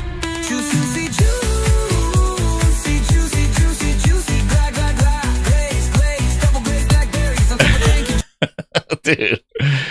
I couldn't. There was a force. There was a force that overcame the grindhouse, and it just took control of my hand and said, glaze detected. Because he's just arguing this business of like this casual console, dude. And it's like, yeah, everything's for hardcore. Please. Like, I definitely agree in this sense that consoles should be dropping in price at like 100. They should be going the other way. Yes. I agree. But man, to turn this into like an industry problem with consoles and when people throw alternatives like the Switch out there and that thing's selling great at the price that it is, the handhelds, they're going to be fine because they're for hardcore. The console's the problem. That's the one that needs to be for the common folk. The saturation. Oh my God. Before this whole thing, they still, dude, they were yelling about the Pro at $700. They were yelling at the VR. Oh, it needs to be 100. Everybody was racing to the bottom. Oh, it needs to be saturation. It's like, dude, you're paying for quality. What do you want? You want a $200 piece of shit in a box? Do you think that's going to retain people? Oh, but price like this is what they are. They're $400. They're $500. If people don't find value in it, then they got to work to make the games better. Like, and people want to play it. Like, that's it. But this race to the bottom, like they just auto-assumed that because the Xbox Series S was the cheapest console, it was automatically just going to saturate the market and win. And it didn't. And like I was talking to Porter Rock, I was talking this show on Saturday, and he says like a lot of these business guys, a lot of these people are not, they're not saying, hey, you know what? We anticipated incorrectly, dude. Bootleg Jez was in the streets basically rubbing the Series S's all over himself. He's like, this is a win. Just because it's $300, the Series S, it should be in everybody's house. They're going to win. Like, they're going to sell more than PlayStation. Tom Warren was out there telling you that the processor of the Series S was the same as the PS5. They were trying to tell you that the Series S was going to be on par with the PlayStation 5. Do you remember? The Series S glaze was boosted glaze with a capital B. They were grinding up that ass. A booster. Pause. Phil. Booster. I don't know. Like, I'd have to go back. They had to get it, dude.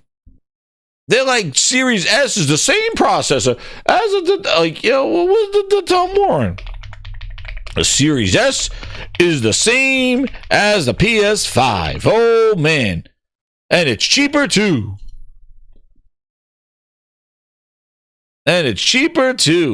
Same processor. It's just going to be a little weaker. They were all up that.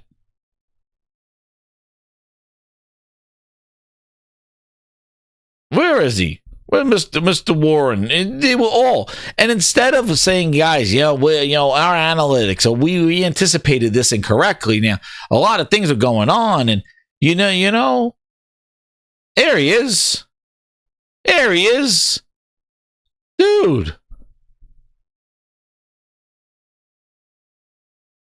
There. Remember the race to the bottom? We forget.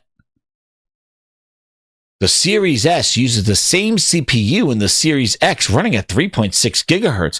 The Series S CPU is faster than the PS5. Series X runs at 3.8. Series S runs at 3.6. So it's 0.1 gigahertz faster or slower than the PS5. It's incredible that the same CPU is inside a $299 machine. Interested to see how well this performs at 1440p. Oh my God. Grinders. This is what I'm talking about. They didn't say, let's wait and see, dude. They were all up in that Xbox Series S hole. This is what they were saying. People will laugh. Oh, look, see?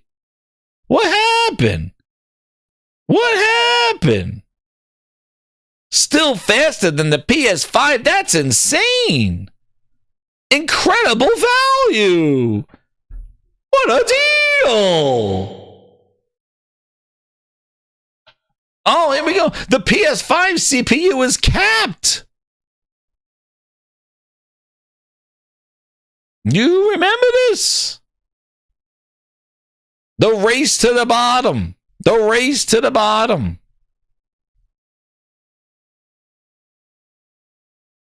Exactly. English, to play what? Yeah, play what?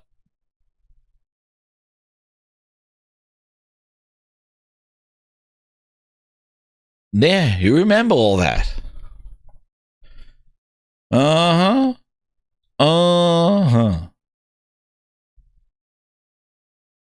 You remember all that shit. Yeah, exactly. But they're not going to go back and be like, you know what, guys, yeah, they never did what it is. Now they'll blame the devs and do all that stuff. But they were saying that this was going to be there. And then, yeah, I have these things. Lucci in the house. What's up, Lady Gamer? How you doing? Uh-oh, here it comes. Here it comes. Hot off the presses.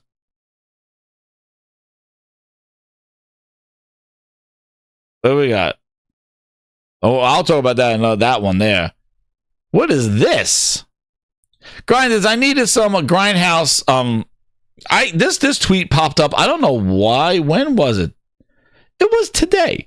Grinders, there's got to be some. I think that somebody got a little. Their keyboard was sticky. Pause.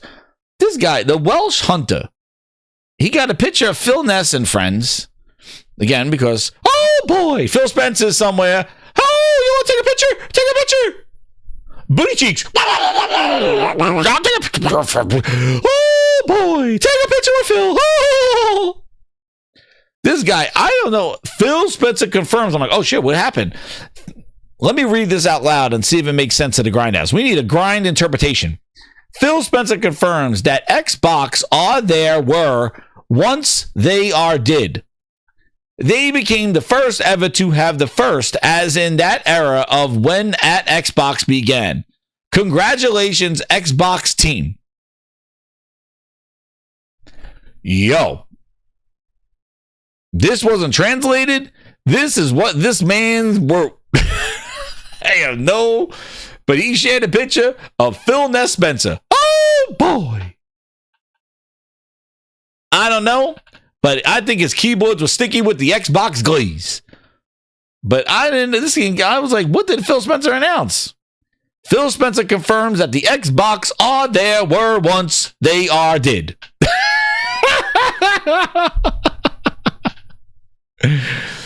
They became the first ever to have the first, as in that era of when Xbox began.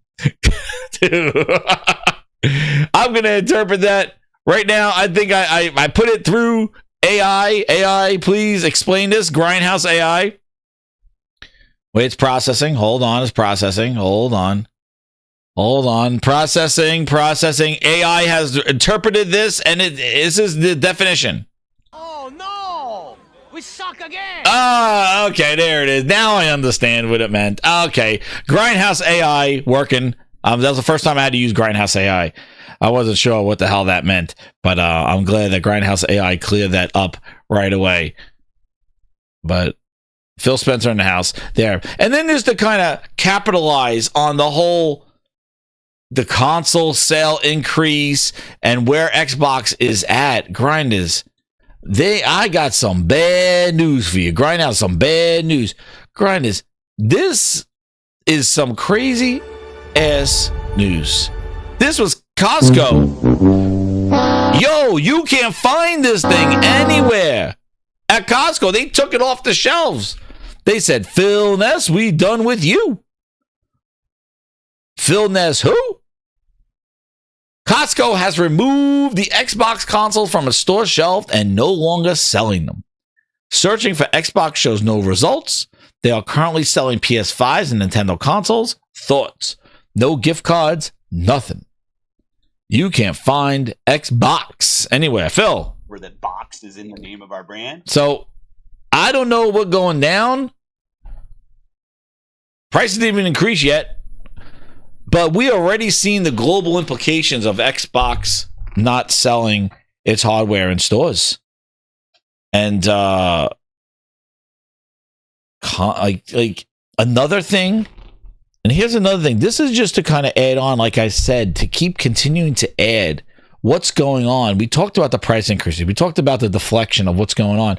Because, man, if I could put this shit together, we have the whole thing of the price increase happening right before the Xbox ROG Ally X, right?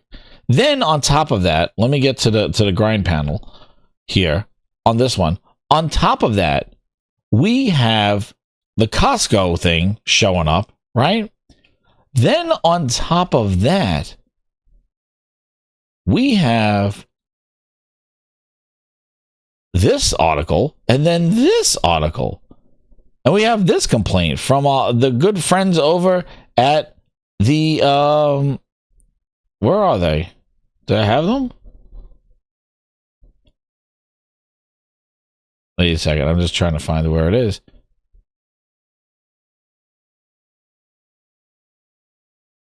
And I don't know if I have their clip. Hold on. I saw it in passing, but I don't have it now. But yes, the Costco thing, this is Red Dragon's pitches, showing like they doubled up the PlayStation section in Costco. Then they, yeah. Dude's taking pictures. Everybody like, oh, he took pictures of Costco. Where the Xbox? Switch is there, gift cards. Dude, they got rid of it. No more box. No more Xbox cards? Dude, I don't know, man.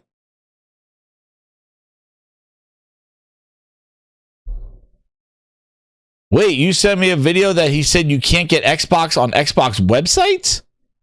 No. You could buy an Xbox. No, I saw it at Best Buy.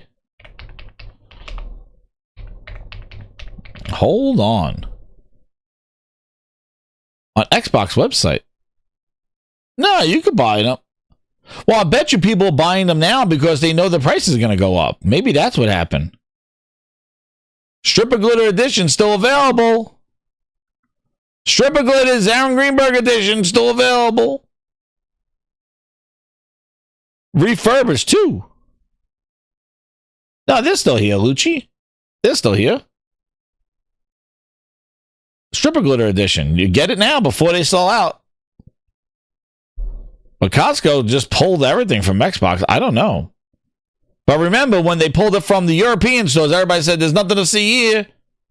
But, all right, so that's happening. So retail things. Then on top of that, of like this retail thing, happens to be, we got a bootleg Jez with an article coming out here. Again, you know that it is, why are fewer and fewer Xbox games releasing with physical discs? We wouldn't want to make our investment back. So Square Enix has committed support to Xbox, but has come up with a caveat, seeming that there's no physical versions of its upcoming games for Xbox. That's wild. And no, what's crazy is that the Xbox consoles don't have a flexible disk drive where you could add one and remove one. When you buy an Xbox console that has a disk drive, you can't like get it. You can't pull it out or add a disk drive or anything like that. So like this push for digital is kind of wild when they're selling the discs, right? So they're saying that a lot of these developers are not making physical versions of Xbox games. The disc-based versions. And it says Microsoft has yet to offer a USB disk drive attachment for any of its consoles. And there's honestly no reason to think. The upcoming ROG Ally, the Windows PC, there. But here we go. The issue with Konami titles is that we have no digital share on the platform and physical releases on Xbox. Even of major substantial games, rarely top 2,000 copies sold. We unfortunately wouldn't be able to make our investment back. Unfortunately, Xbox is a very digital heavy platform. So, lack of physical presence in stores, lack of physical copies. Limited run games was another one that said our physical releases rarely up to 2,000 copies. We wouldn't be able to make our investment back. He explained that they entered into deals purely for physical royalties. The Xbox volume simply isn't there to justify stock allocations. It's not selling. So the demand is down, the supply goes down. And that's just with physical versions of games. You know what else is strange that has come up also? Is the lack of all these games that are coming out in September, right? All these games that have been dropping. The lack of Xbox console review copies. Xbox Era, who's probably going to change their name soon, is like, we can't review these games on Xbox, tell you how it's running on Xbox. We don't get them. The publishers are not giving us Xbox review codes. We can't review it on the Xbox. We get a PC one or a PlayStation one. But the lack of Xbox specific review codes, the publishers are not sending them out, and it's making these Xbox centric websites unable to review the game on an Xbox. Where the box is in the name of a brand. To summarize it and put it all together, it's like their prices of their console went up for a second time to astronomical prices, maxing out at $800. Their physical presence in Costco stores, for some reason, is not there. Their physical presence globally has been on the downhill. People showing whole off the places globally that don't sell physical Xboxes. The physical hardware of the discs, they don't get a lot of versions. Even when they skip Xbox and they come back, they don't make, like Square Enix putting their games on Xbox. Oh, we got to sell more. We didn't make our expectations. Well, guess what happened? We're putting it out there, but we're not giving you physical versions. So the less of physical presence going on. And then on top of that, the platform is not getting review codes. Silent Hill, 61 games review critics on PS5, 18 on PC, 3 in Borderlands. And there was another article going around, and we heard Xbox Era was saying it too, and a lot of them are just like, we're not getting Xbox review codes. It sounds like the platform continues to just fade away. But then they do these shows and they do these things like, we're doing better than ever. And it's like, but you see your whole ecosystem that you built for 25 years is falling to pieces. Your franchises that people grew up on and rely on are being canceled or just being erased or just not even being developed. You can't make games from scratch with the IP that you own. You're just farming out other people's third-party games because you spent money and put a tramp stamp on them. Your hardware is failing. Even the partnership with your ROG Ally X, your Xbox hardware from the OEM, is still falling behind the Legion Go 2 that got announced with a price. the last year's edition of all these handheld PCs, the Steam Deck, the Switch, the MSI Claw. Like, you already a uphill battle with this device that you're calling your own. Everything just seems to be just like fading away at a snail's pace that you just wish they ripped the Band-Aid off and just tell people what the hell is going on. Because you put all this together and the brand, it has no value. It has nothing. And the thing is that the fan base is just creating lies and like false links and looking at links that were there to just create some false news to deflect from the issues that are happening to the thing that they love. And that's the thing that grinds my gears the most. It's like, if the thing that you really like is falling at the seams, how do you deflect and create bullshit articles?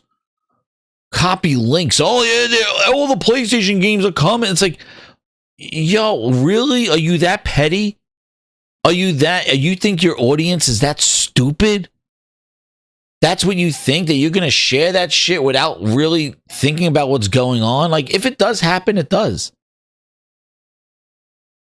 But you know damn well that shit is probably, you look and it's been there. Like, but you're going to create a podcast about it, dude. You're going to create a whole ass show on it. Just to, like, you don't do clickbait and all that other stuff. But I just think it's ridiculous that that's the shit that they're feeding out. When you look at all this stuff, and it's like, yeah, PlayStation got its friggin' problems as well.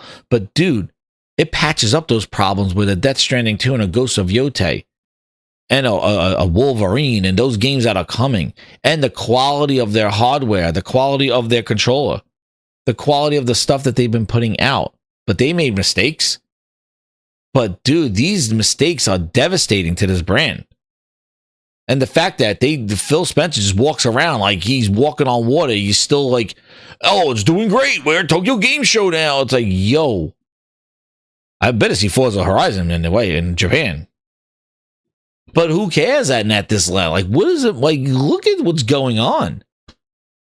And how do you sit here and say, I want a new Xbox hardware? Oh, give me new hardware. Hardware for who? Just go get a PC because that's where they want you to go. But I don't know, man. This is worse than Sega. Sega at least had some pride and it was like, dude, the franchises you love are coming everywhere and we're done. Microsoft is just like, and you think about it, all their Game Pass subscribers, a majority of them are sitting on the console. How do you increase the price of that thing? And how do you expect to even grow your Game Pass? Like, what's happening to that? Who knows, man? It is West Frosco shit, Aaron Brown. Hey, the real Aaron. I don't know, man. But yo, it's just crazy times. But I just trying to put all that stuff together. It was just like boom, boom, boom. I don't know what's going on. And we'll find out. We got Tokyo Game Show in a few days. So live Grindhouse, and you voted. You want more live shows. So I'm going to try to give everybody more live shows. Maybe not the epic long 3-hour shows, but we're going to do live because you guys, you voted. The Grindhouse wants live Grinders. They want the music, they want the reactions, they want the songs, they want the chat. So I'm going to deliver. We're going to deliver on try to get more live shows out there, whether I go live for an hour, whether I do this. So the best thing you can do is subscribe here if you're new. Hit that like button, but also hit that notification because it's depending on the time. In order to do live shows, I got to see if I have a runway that get in there. So it may be a day in the afternoon, it may be at night. So just hit that notification and subscribe here, and you'll catch the live shows there. It'll pop up right when I go live there, and I'll share them out. Follow me over on X as well. But Grinders, it's a wild time. And it is crazy. Nate Dog says, guys, it just came in. It's just crying about Xbox again. Dude, it's rough. It's rough in these streets, man, Nate. I was putting all these things together. It's not good news. It's not good news, but maybe we got Tokyo Game Show, and we'll see what happens. But it's crazy, man. It's wild in these streets. But just the spreading of the false news to try to get a rise and try to think that Xbox is doing something that they're not is wrong.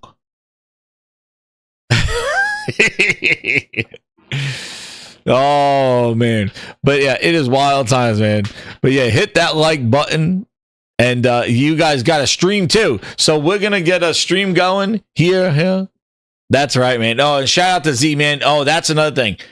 Zaire has a new channel, so definitely go subscribe to his new channel. I know his old channel he's moving away from it due to some other reasons that he put on the channel. But yeah, go subscribe to his new channel there. So shout out to Zaire and stuff. So yeah, definitely subscribe over there and hit him up over there. Plus, I was over on Porter Rock's channel. I jumped in on a Saturday there to talk to him, like what he's doing over there. So definitely hit him up over there. And yes, so grinders, hit that like button. You guys got to stream. So I'll put in the comments of what game you want me to stream. You earned it. You know, shout out to 8K Do Sensible, the true 8K in the house here.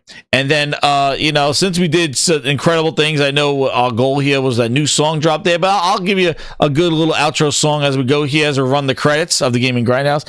I don't know his new channel's link. Let me see. I don't know if I know I subscribed to it. Oh, wait, maybe if I go to YouTube, I can put it in the chat, because I just want to, yeah, I will, because he put a video. Hold on. I will, let me see, because I just subscribed to the new one. Is it the... Well, I'm going to check quick. But if anybody has it, put it in there. Yeah, I don't think there's any state of play. That's the other thing. We're waiting for that state of play, dude. Like, I have no friggin' clue. Next gen. 120? What is this? What the... Yeah, that's not the one here. This one.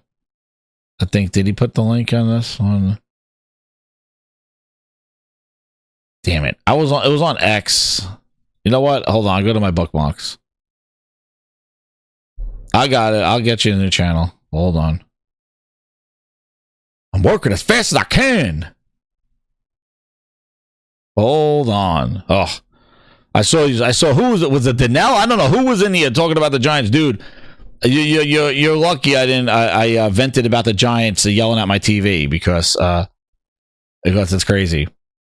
Oh, by the way, did you see I got the new coverage? Oh, there you go. Thank you so much, Lady Gamer. Thank you. There's the link for Zaire's channel, new channel there. Yo, also too, I just got new coverage right here. I got new coverage. Phil Spencer walking in the Tokyo Game Show. We got him live. We got him. Phil Spencer walking in the Tokyo Game Show. Found him. There he is, Phil Spencer. We got him. This is live coverage, exclusive live coverage. Phil Spencer! Phil Spencer! Phil Spencer! Phil Spencer! Let's go! Yes! Yes!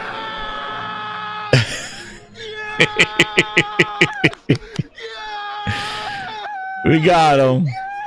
Oh, man, we got him. We got him. Anyway, grinders, hit that like button, subscribe to the Gaming Grindhouse, and hit that like button, man. And we are ready to cook, and more stuff coming this way. I think it was one of his channels and he's doing that. Watch his videos, because there was something going on, but I just know his new channel. I wanted to get support out there. Shout out to him, man, and everything, because it was like not good stuff that happened to his other channel, stuff going on. But yeah, go watch this video to find out. But yeah, the dude, that's Phil Spencer right there. But grinders, hit that thing. We got, where's the other one? Hold on. I don't know why I'm dragging this thing out. I'm trying to find my mix board here. There it is.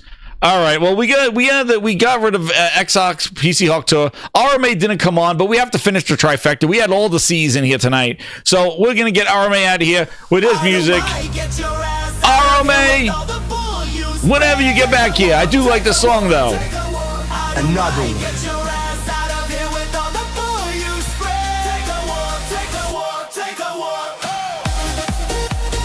Thank you again, grinders. Good night. Live shows coming your way. Comment down below what games you want me to stream.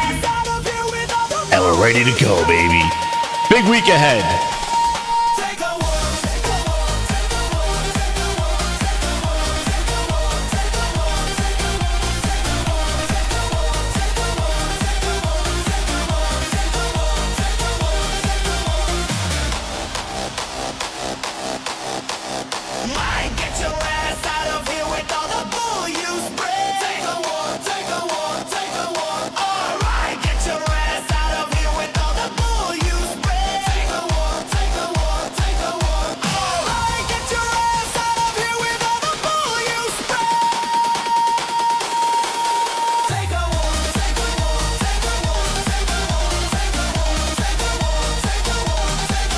Another one.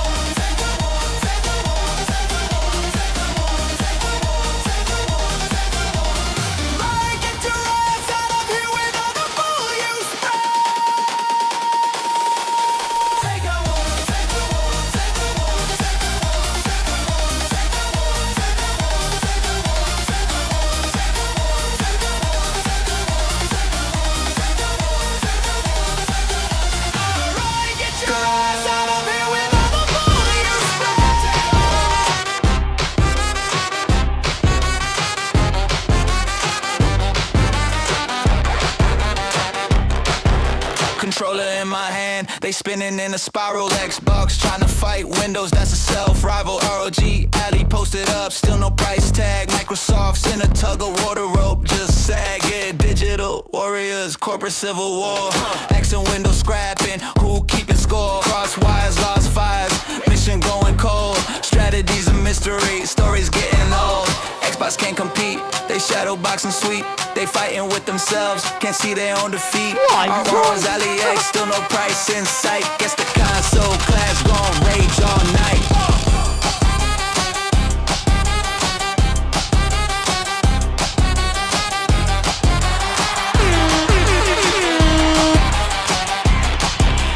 Windows on the desktop, flexing like a gym rat. Xbox in the corner, crying where my win's at. Their hardware hustle, caught in a loop, punching air in the ring. Solo in the group, streaming dreams. But the cable's frayed, Game Pass gold, but the shine decayed. Meanwhile, AliEx stays ghost in the fog. No price, no hype, just barking like a blog. Dual core chaos, fighting their own tech. Who's the real champ? Nah, it's just a wreck. Dual core chaos, fighting their own tech. Who's the real champ? Nah, it's just a wreck.